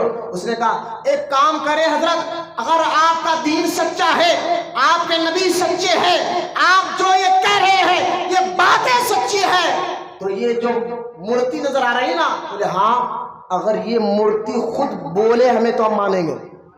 بولنا سبحان اللہ. یہ مورتی خود بولے تو ہم مان لیں گے کہ آپ دین سچا ہے. مخدوم سمنانی نے کہا جا کر اپنے جس مورتی کی تو عبادت کر رہا تھا، جس کے آگے سر جھکا رہا تھا، ادب کے ساتھ بیٹھا ہوا تھا، اس کو جا اور جا کر کہے کہ تجھے مخدوم سمنانی بلا رہے ہیں اور تو آ کر بتائے گا کہ سچا دین کس کا ہے. اس پجاری نے اندر جا کر جو یہ بات کہی، آنکھوں کے لوگوں نے باتیں کی، آنکھوں سے لوگوں نے دیکھا مورتی آگے پیچھے ہلتی ہے، باہر آتی ہے اور لوگوں کے سامنے آ کر اعلان کرتی ہے اشہد ان لا الہ الا اللہ واشہد ان محمد عبدہ ورسولہ. محبت سے سبحان اللہ. یہ ہے اولیاء اللہ، خدا کا خاص احسان ہے یہ اولیاء اللہ. زمانہ جسم ہے تو جان ہے یہ اولیاء اللہ. انہوں نے کبھی اپنے ہاتھ پیر نہیں پڑھائے بھائیوں. ان ڈھونگیوں کو دے کر ولیوں پر الزام مت لگاؤ.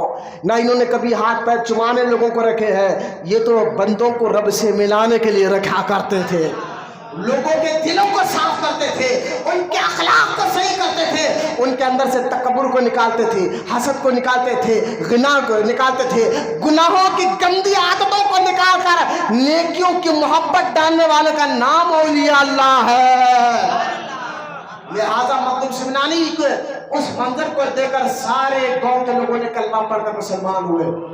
یہ اولیاء اللہ تبلیغ کر رہے، روح آباد، بنارس، پھر آپ دیکھیں آپ ایران گئے، بغداد گئے، مکہ میں 2 بار حج کیا، فلسطین مسجد اقصی میں بیٹھے ہوئے تھے.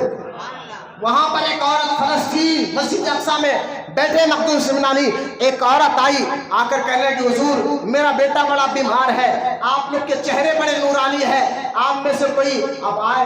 دیکھیں حدیث میں بھی ہے، سرکار نے فرمایا جن کے چہرے نورانی ہوتے ہیں نا ان سے دعا کراؤ. بولے نا سبحان اللہ. اچھا یہ چہرے کا نور پاؤڈر سے نہیں آتا، ہاں کوئی کریم سے آتا ہے ٹھوکنے سے. جس کے دل میں تقوی کا نور ہے اس کے چہرے پہ ایمان کا نور نظر آتا ہے. اس کو نہ پاؤڈر لگانے کی ضرورت نہ کریم لگانے کی ضرورت ہے. تو یہ وہ پہچانے جاتے ہیں ہمارے پاس. لہٰذا عورت نے مخدوم سمنانی کا دامن پکڑا، کہا یہ میرا بچہ بیمار ہے، آپ کا چہرہ بڑا نورانی ہے، آپ دعا کر دیں. اتنے میں بچے کا انتقال ہو گیا. کہا مائی تیرا بچہ تو مر گیا، جا صبر کر. کہا نہیں میں آئی ہوں تو بچے کو زندہ لے کر جاؤ گی. بڑے ضد کی تو مخدوم سمنانی حسین کا بیٹا تھا نا. جو گھرانہ ہی ایسا ہے جو آتا اس کو یہ واپس نہیں لوٹاتے. حضرت مخدوم سمنانی قریب گئے، اس بچے کو دیکھ کر کہا قم باذن اللہ، اے بچے اللہ کے حکم سے اٹھ جا. اتنا کہنا تھا بچہ زندہ ہو جاتا ہے. محبت سے سبحان اللہ. پورے فلسطین میں لوگ آپ کے مرید بننے لگے. آپ وہاں سے بولے یہاں چرچا ہو گیا، وہاں سے نکلے. پھر میں اتنے واقعات آپ کو بتا سکتا ہوں، لفظ اظہار نہیں دیتا، لیکن میں آپ کو بتاؤں اولیاء اللہ کے پاس پلنے والی جانور بھی کمال کے ہوتے ہیں. انسان تو انسان ہے، بات ختم کر رہا ہوں. جانور بھی ان کے پاس پلنے والے، بولو نا سبحان اللہ. ان کے پاس پلنے والے جانوروں کو بھی اللہ کمال دے دیتا ہے، خوبی دے دیتا ہے. حضرت مخدوم سمنانی ساری زندگی کرامتیں اور لوگوں کا سدھارتے کئی ہزار لوگوں نے کلمہ پڑھا. بڑے بڑے مرید اور خلفاء کی جن کے مزارات آج بھی موجود ہے دنیا بھر میں. مخدوم سمنانی کے پاس ایک بلی تھی. بولو نا سبحان. بلی کو پالنا صحابہ کی سنت ہے. حضرت ابو ہریرہ رضی اللہ تعالیٰ عنہ کا نام سنا ہے آپ نے؟ ابو ہریرہ جن کا نام تھا سر عبد الرحمن، لیکن حضور ان کو کہتے تھے ابو ہریرہ. ابو ہریرہ کا مطلب ہے، ہریرہ عربی میں بلی کو کہتے ہیں. ابو ہریرہ یعنی اے بلیوں کے باپ کہہ کر حضور پکارا کرتے تھے، کیونکہ حضرت ابو ہریرہ کو بلیوں سے بڑا پیار تھا. بلی تو حضرت مخدوم سمنانی کے خانقاہ میں بھی بلی تھی. اور بلی کی خاصیت کیا تھی معلوم ہے؟ تم کہتے ہو نا ولی کیا کر سکتے. میں نے کہا کہ صحبت میں رہنے والے جانور میں اللہ اثر ڈال دیتا ہے. وہ بلی جو ہے باورچی خانے میں جا کر باورچی کو بتاتی تھی کہ آج مہمان آنے سے پہلے کتنے مہمان آنے والے. بولے سبحان اللہ. آپ سو نہیں رہے، ہوش میں ہے تو بولے محبت سے سبحان اللہ. بلی جو ہے باورچی کو جا کر مہمان آنے سے پہلے، آپ کے پاس مہمان آنے کے بعد معلوم ہوتا، آنے سے پہلے معلوم ہوتا؟ خیر میں وہ نہیں کہہ رہا ہوں کہ فون آ کر کے کوئی مہمان بولے کہ میں آ رہا ہوں، وہ الگ بات ہے، لیکن بتا رہا ہوں اگر کوئی بغیر اطلاع کرے، آپ کو اطلاع کرے بات تو آپ مانا کہ بنا آ رہے، لیکن اس بلی کو کیسے پتا چلتا کہ آج لوگ کتنے آنے والے ہیں؟ یہ اللہ والوں کی صحبت میں رہنے والوں کو اللہ ایسا اثر دے دیتا ہے۔ مختوم سمنانی کی بلی گئی اندر، اگر بولتی کیسا تھے معلوم ہے؟ اگر وہ 3 بار میاؤں کہتی تو بہت سی دفعہ 3 آدمی آنے والے اور دودھ گرم گرم بنا کر دیتے۔ ایک دن کیا ہوا، 40 آئے۔ کتنے آئے؟ مخدوم سمنانی نے کہا کبھی ایسا بھی ہوتا تھا، مخدوم سمنانی کا بلی کا جا اندر جا کر بورچ سے کہے کہ 40 لوگ آئے، اور اندر گئے اور 39 بار میاؤں میاؤں کہے تھے 40 39 کہا، نوکر نے 39 پیالے لائے، سب کو دیا، یہ پیجے پیجے، ایک کم ہو گیا۔ وہ 40واں جو تھا نا وہ سب کا پیر تھا، اس کو کچھ نہیں ملا۔ مخدوم سمنانی نے اپنے بلی کو لے کر آج تجھ سے غلطی کیسے ہو گئی کہ یہاں تو 40 تھے تو نے 39 کیوں کہا؟ وہ بلی آئی اور سیدھا اسی پیر جو 40 میں سب کا پیر تھا نا اس کی گود میں جا کر بیٹھ گئی اور بیٹھی اور پیشاب کی۔ پیشاب کرنا تھا، مخدوم سمنانی سمجھ گئے میری بلی کہنا کیا چاہتی ہے۔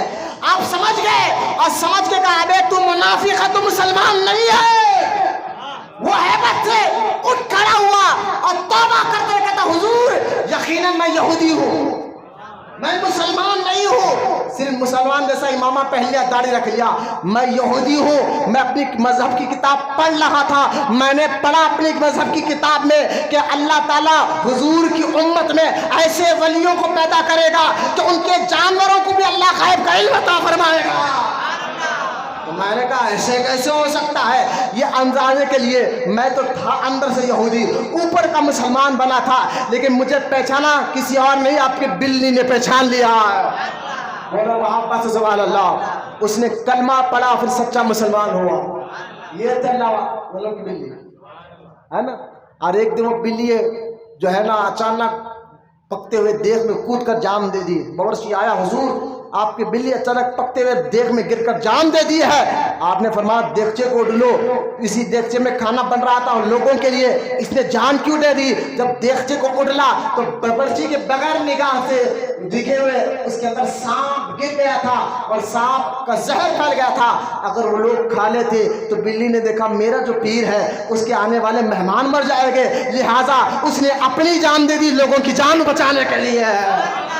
وہاں پر سے سبحان اللہ۔ اچھا اس کو مخدوم سمنانی کا قریب میں لے کر دفن کر دو۔ کبھی جائیے روح آباد کجوچا، انڈیا کا علاقہ، انڈیا کا، ہندوستان کا، کوئی باہر کی باتیں کر رہا ہوں، آج بھی دیکھیں آپ ہندوستان میں اسی علاقے میں اس بلی کی قبر کے پاس لوگ جا کر بیٹھتے ہیں جن کے آنکھوں میں جن شیطان ہوتا ہے، وہ چیخیں مارتے ہیں یار یہ بلی ہمیں مار رہی ہے، اور جب کرتے ہٹا کر دیکھا جائے تو بلی کے کھروچنے کے نشان موجود ہوتے ہیں۔ یعنی مخدوم سمنانی کے پاس پلنے والی بلی جناتوں پر بھاری نظر آتی ہے۔ جائے ابھی اپنے نظر سے اس وقت 2023 کی بات کرو، اس وقت جا کر دیکھیں نظر وہاں پر حاضری چلتی ہے لوگوں کو۔ اب آپ کوئی مجمع میں گئے، یہ کیا کتے بلی کے لے کے بیٹھ گیا؟ میں نے کہا بھائی قرآن میں سورہ کہف تو نے پڑھا؟ آجا قرآن سے ثبوت دیتا ہوں، قرآن میں پڑھا سورہ کہف؟ بولے ہاں۔ میں نے کہا اصحاب کہف کے ساتھ کون تھا؟ کہا کتا تھا۔ میں نے کہا کتا ولیوں کے ساتھ ہو تو اللہ قرآن میں ذکر کر دے، کتا ولیوں کے ساتھ ہو تو اللہ قرآن میں ذکر کر دے۔ تو پتا چلا اللہ کے محبوبوں میں انسان تو انسان، جانور بھی قریب آئے اللہ اس کو بھی جو ہے نیک بنا دے گا۔ مخدوم سمنانی رحمۃ اللہ تعالیٰ علیہ کی عمر مبارک 100 سال سے زیادہ ہوئی اور آپ نے شادی نہیں کی، اپنے بہن کے بیٹوں کو آپ نے اپنا سجادہ بنا کر دنیا سے گئے، انہی کی اولاد سے آج تک مرید، آج بھی 600 سال ہو گیا نا، لیکن آج ان کے بیٹے کے بیٹے، بیٹے کے بیٹے، بیٹے کے بیٹوں میں خوبی ہے، سب کے سب عالم ہوتے ہیں، حافظ ہوتے ہیں۔ حضور ہاشمی میاں کا نام سنا؟ یہ انہی کی اولاد۔ حضور مدنی میاں یہ انہی کی اولاد۔ حضور اشرفی میاں جو 200 سال پہلے پردہ فرمایا یہ انہی کی اولاد۔ حضور سرکار کلا جو 20-30 سال پہلے دنیا سے گئے ہیں، سرکار کلا کا چہرہ اگر لوگ دیکھ کے کہتے تھے یار یہ چاند سا چہرہ اللہ نے زمین پر رکھ دیا ہے، جس کو دیکھنے سے لوگوں کو خدا یاد آ جایا کرتا تھا. 20 میں سمجھ بامشکل 15 سال پہلے انتقال ہوا سرکاری کلا. کون تھے؟ مخدوم سمنانی کی اولاد. بولے محبت سے سبحان اللہ. جن کی اولادوں میں آج بھی اللہ ایسا فیض دے رہا ہے، عالموں حافظوں کو پیدا کر رہا ہے. سوچے وہ مخدوم سمنانی کا مقام و مرتبہ اللہ کے یہاں کیسا ہوگا. اپنے گھروں میں جائیں، ان کے نام پہ فاتحہ دلائے. موقع ملے تو ایک بار ان کے مزار کو ضرور زیارت کریں. جائے درگاہ میں. مخدوم سمنانی نے فرمایا تھا جو میرے مزار پر میرے دنیا سے جانے کے بعد بھی سچے یقین کے ساتھ میرے مزار پر آئے، مجھ سے دعا مانگے، اگر اس کی دعا قبول نہیں ہوئی تو قیامت کے دن میرا وہ دامن پکڑ سکتا ہے. لہٰذا ضرور دعا قبول ہوتی ہے. اللہ کی بارگاہ میں دعا ہے اللہ ہم تمام کو کہنے سننے سے زیادہ عمل کی توفیق عطا فرمائے. جتنے بوڑھے بچے نوجوان یہاں بیٹھے مولا ان سب کو سچا عاشق رسول بنا. وہابیوں سے ان کی حفاظت فرما، منافقوں کی سے ان کی حفاظت فرما، ڈھونگی پیروں سے ان کی حفاظت فرما. سچے پیروں کی صحبت عطا فرما، سچے ولیوں کی صحبت عطا فرما. یا رب العالمین ہمیں سچا عاشق رسول بنا، قیامت تک ہماری نسل میں عاشق رسولوں کو پیدا فرما. وما علینا الا البلاغ والحمد للہ رب العالمین.